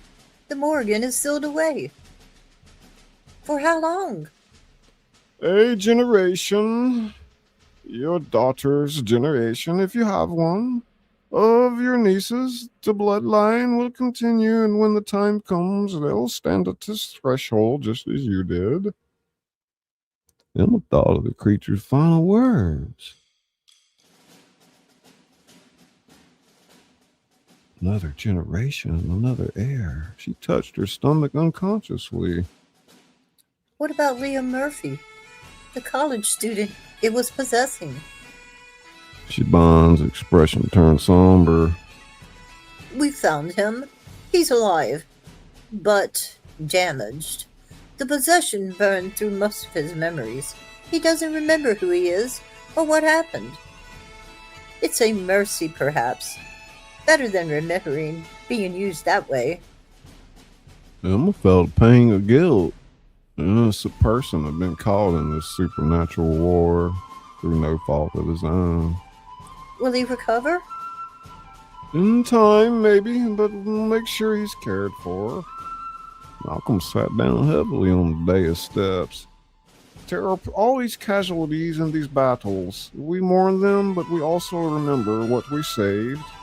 Thousands of lives tonight, perhaps tens of thousands. Emma looked around the chamber at the symbols on the walls, the ancient stone, the rowan tree that had protected her. This place had stood for centuries, guarding against the darkness. Now she was part of that legacy, whether she'd wanted it or not. What happens now? Jack had his arms around Emma's shoulders. No, Fiona stood, brushing dust from her dress. no, you go home. Live your lives. The Order will watch over you from a distance. But you're free. Your duty is done. Until the next generation. Until then. But that's decades away. You have time to prepare whoever comes after, to teach them what we couldn't teach you. Emma thought of her mother, who'd never known about any of this, who'd lived her whole life in ignorance of her heritage. I need to talk to my mom. Tell her the truth about her mother. That's your choice, but consider carefully. Knowledge of this world, it changes people, not only for the better. She deserves to know.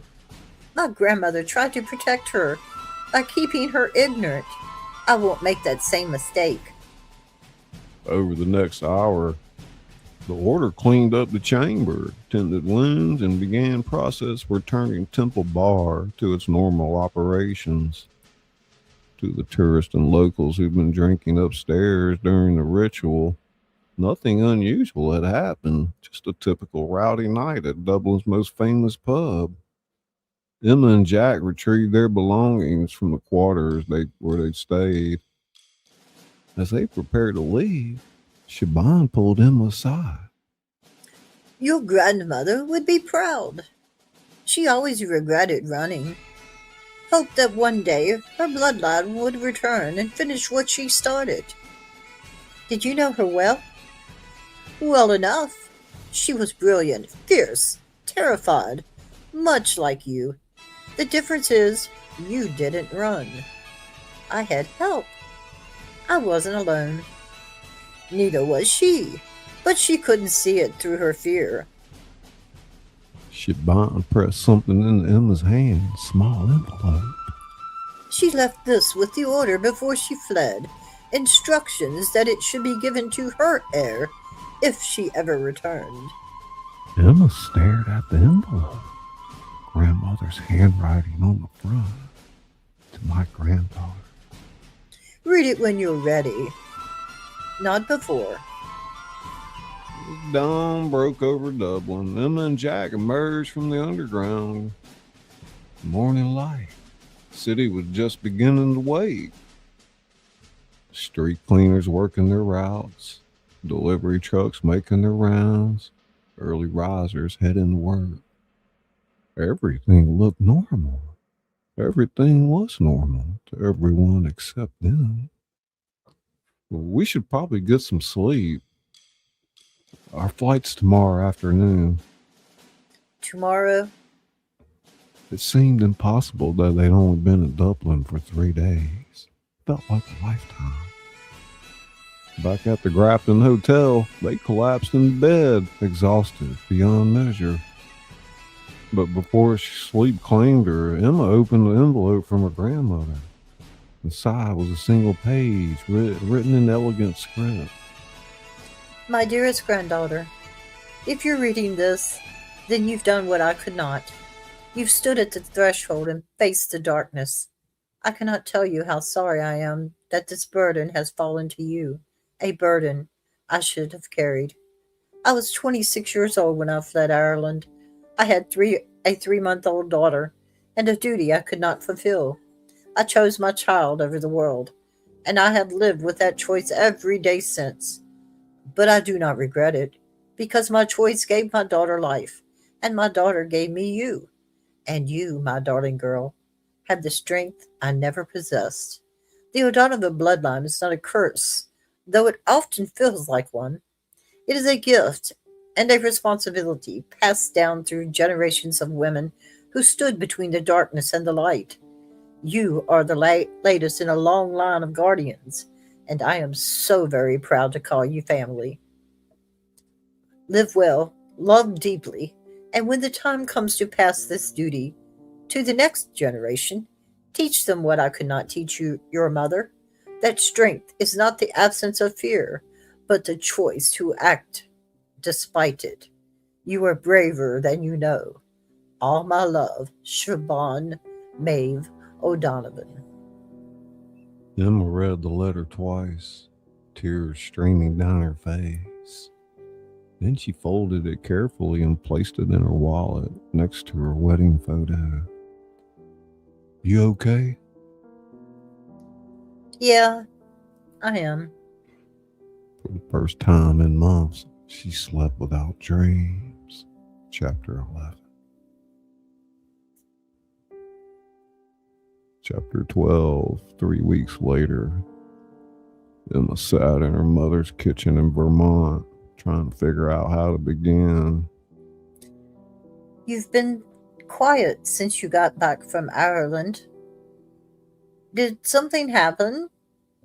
Emma took a breath. Mom, I need to tell you about your mother, about Grandmother Siobhan. Her mother's hand stilled on the teapot. Emma, you know I don't like talking about her. I know, but you need to hear this.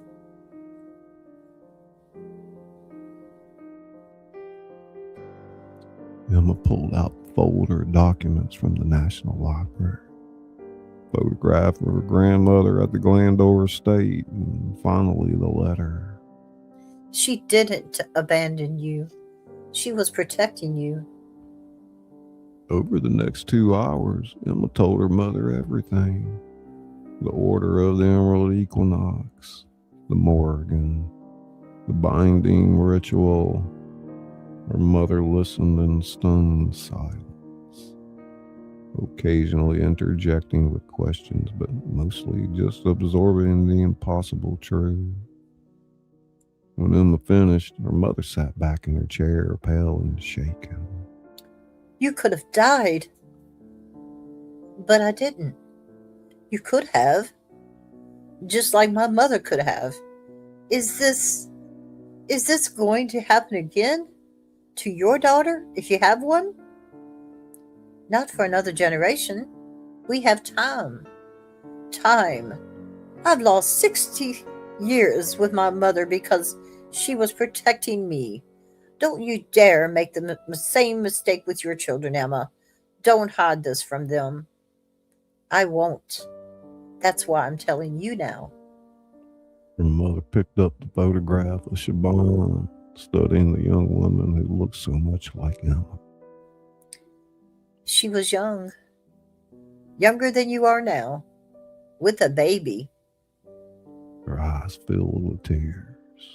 I spent my whole life angry at her for leaving, but she was just trying to save me. She did save you, and now you can understand why. Her mother set down the photograph, took Emma's hands.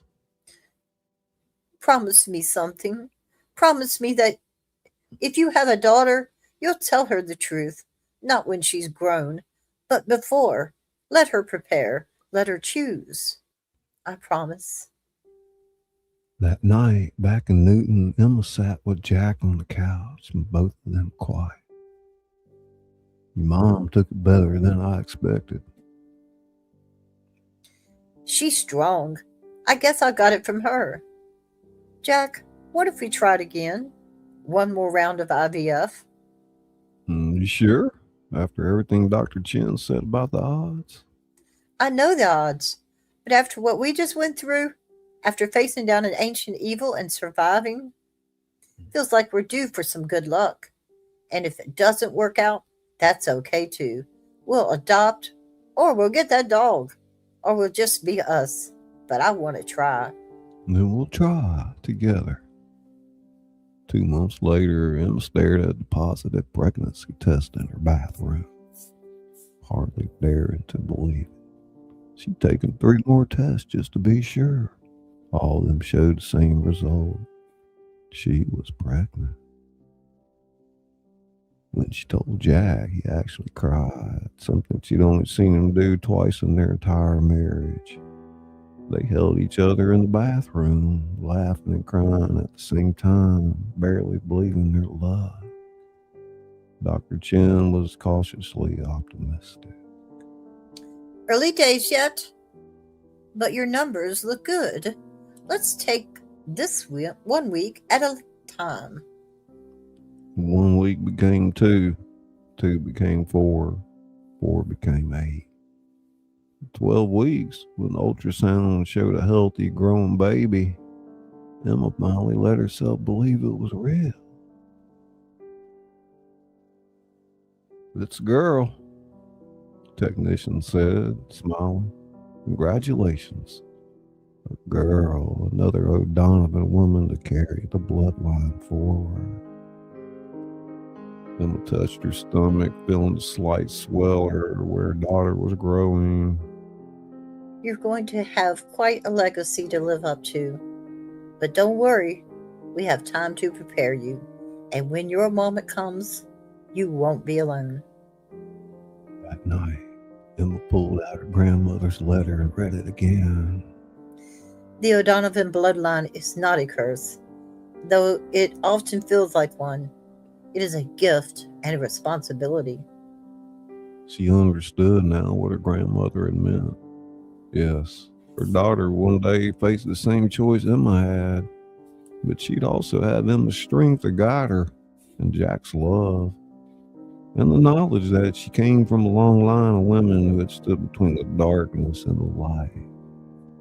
The burden would be shared, the responsibility passed down with care, and the cycle would continue as it had for generations. Emma placed her hand on her stomach and whispered, Your name will be Siobhan Maeve Daniels, and I'm going to tell you everything. Outside, spring rain fell on Newton, Massachusetts. Ordinary rain in an ordinary suburb where ordinary people lived ordinary lives. Emma Daniel was no longer quite ordinary. She was a keeper, a guardian, a woman who had stood at the threshold between worlds and held back the darkness. Now she was going to be a mother. Future stretched ahead, filled with possibility and purpose. There would be challenges, certainly. Another equinox and another generation, another heir standing between the rowan tree. That was decades away. For now, there was only this, Emma and Jack, a growing family, and the quiet miracle of a second chance. The Temple Bar conspiracy had ended, but the legacy continued. And somewhere in Dublin, in the chambers beneath the famous pub, a rowan tree bloomed with white flowers, patient and eternal, waiting for the next time it would be needed. The end. Ta-da. Oh, thank you so much, Izzy Pop. You did great. Think so? Mm-hmm. I'll tell you what.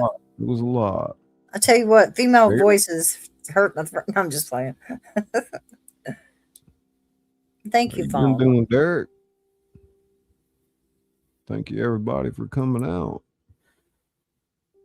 Yeah, it was right at a little over 2 hours. Yeah, that's all that. did that really well.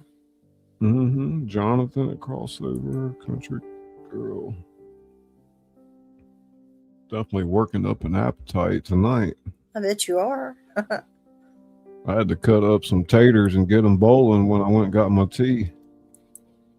I was like, I got to eat in a little while. Probably a fat, juicy burger. I bet. That's all you eat now. Oh, yeah. Thank you, Tanya. Mm.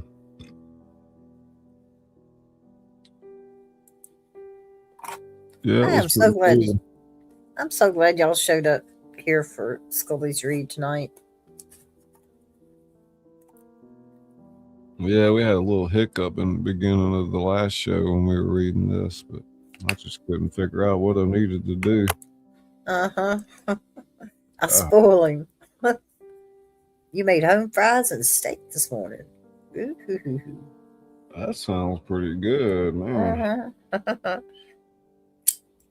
home fries and steak. Steak and potatoes. You drinking your tea now? I haven't gotten any tea yet. Yeah.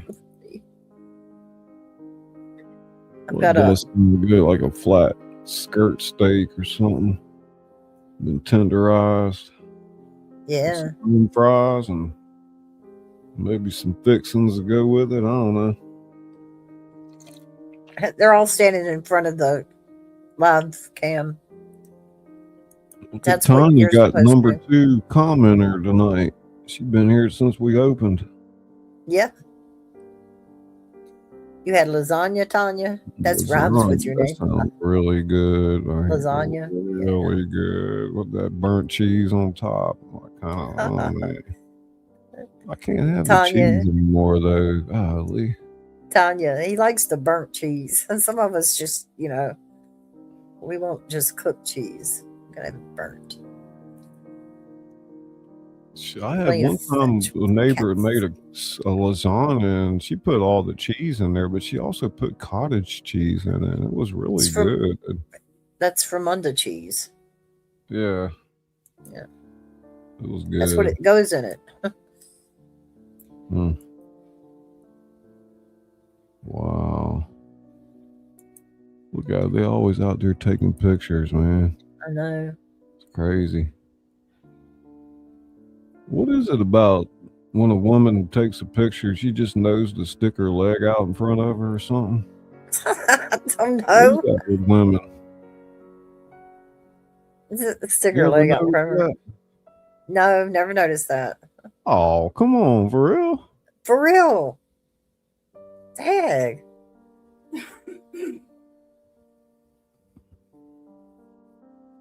Let's see what the... I bet it's cold and windy over there right now. That's what it looks like right now.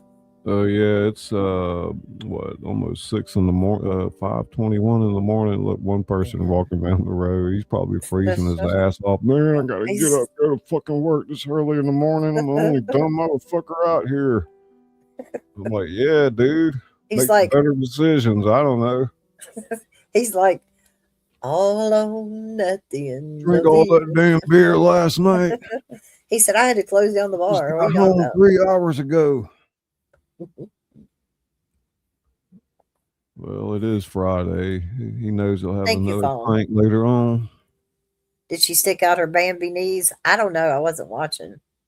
It just seems to stick their leg out like that to get a picture. Never heard of it. You know what? I think is rude, not rude, but it's the kissy face that people make, like the one I have on my phone. I can't get that damn picture off. Every time I see somebody do a kissy face, I want to put a clothespin on it. Did Marilyn Monroe do that? I don't know what he was talking about myself. I didn't pay attention. They do Marilyn.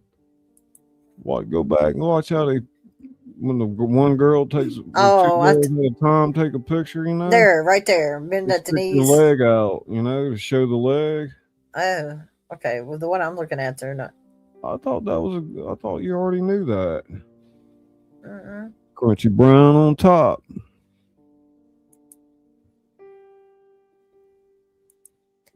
I don't get my photo taken, so. Yeah, that must have been Marilyn Monroe fashioned that.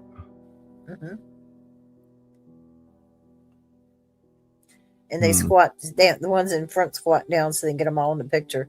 And watch the guy, he'll say, oh, this is a cool phone. So they'll run it off with her phone now.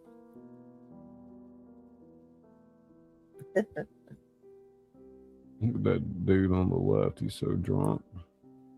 Yeah. Be trash coming out those pubs, man.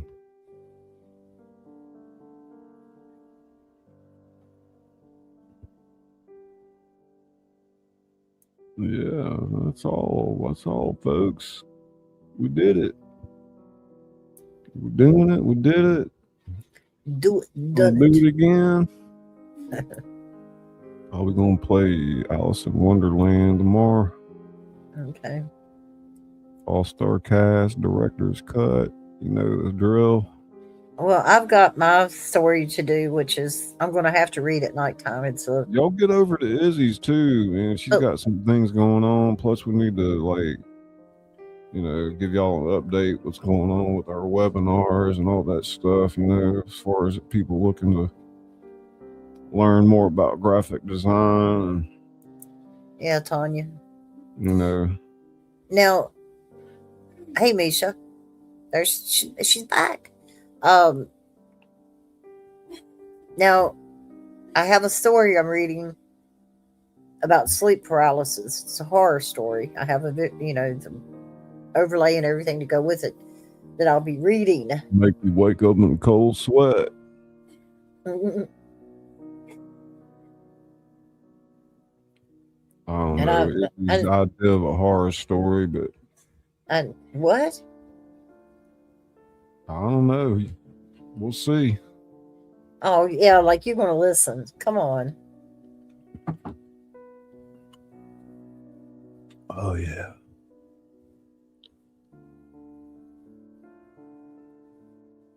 Everybody knows how bad nightmares and stuff like that is. Sleep paralysis is real bad. Hello, jolly old chop. Come take a picture with me, boyo.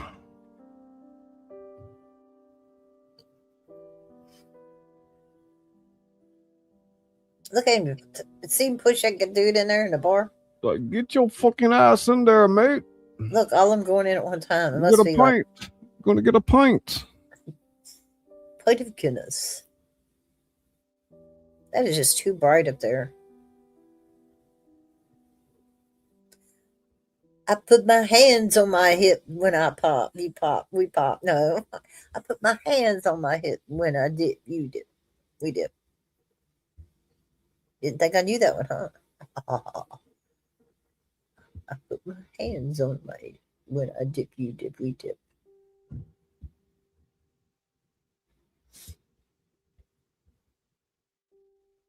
Cops are here. Must be the paddy wagon. Garda's here. The paddy. Here's your ride, Izzy. The paddy. That is definitely the paddy wagon. Get it? Paddy? Yeah. That's probably where it came from. She said, oh, I've got broccoli, mac and cheese, and... We go in the paddy wagon, boy. And do my steak for lunch tomorrow. I had... mash that skirt steak. Cook, fried up. Broccoli and rice. Beef, broccoli, and rice. Put her in a straitjacket, or what? Yeah. They say I a lot. Ari. Okay, ScullyPop and Izzy Pop and everyone. I'm off to bed now. All right, tuck it in. Put her in a straitjacket. God, Misha. Tell everybody about ScullyPop. Misha, he already said he was going to put me in a nursing home. Got a ribeye. Oh yeah. Shoot, all this food talk's making me hungry. Lord. Yeah, it's been about time. We got to close her down. About that time. I didn't mention him, but we know who you're talking about. He's got a special jacket for me. Don't worry about that. Oi, Bob's your uncle, yeah? No. Oi, Bob's ye uncle. Ye. Can I trouble you? Going down to the ye old meat market. Can I trouble you for a warm glass of tea? It helps me sleep. That's what I do. You can trouble me for a warm glass, so shut the hell up. I love you, super lady.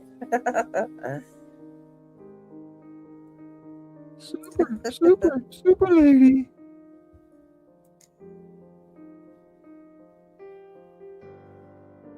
All right. What we gonna do? You're gonna do it. I don't have any control back here. All right. right. Well, I will. Thanks, see, everybody. Show these pictures one more time from the story. Aw, I love you, Izzy Mom. And wish everybody a good evening. Adieu. And we will see you on the other side.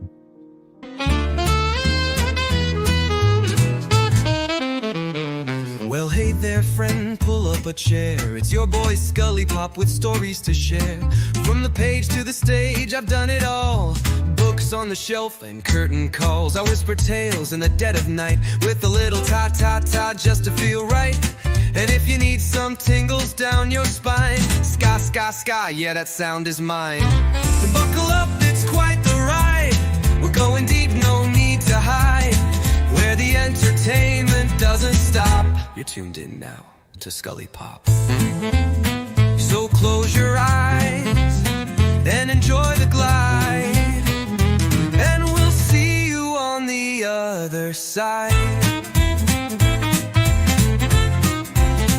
I've read my novels by candlelight, with every chapter feeling just right. I'm the author that reads to you slow, with rhythm and rhyme in every flow. My fingers snap, the mic goes hot. Live from the heart, I give all I got. A little jazz, a touch of noir, mix in some ASMR and you're not far. Ska, ska, ska, ta, ta, ta, let the rhythm carry ya. Ta, ta, ta, ska, ska, ska. Feel the story, feel the vibe.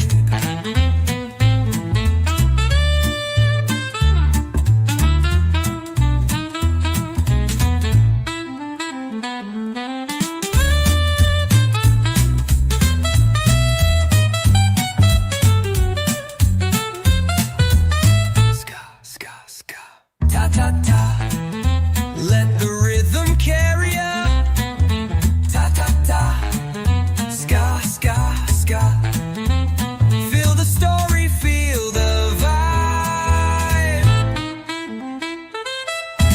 Buckle up, it's quite the ride. We're spinning dreams on the other side, where the entertainment doesn't stop. You're vibing now with ScullyPop.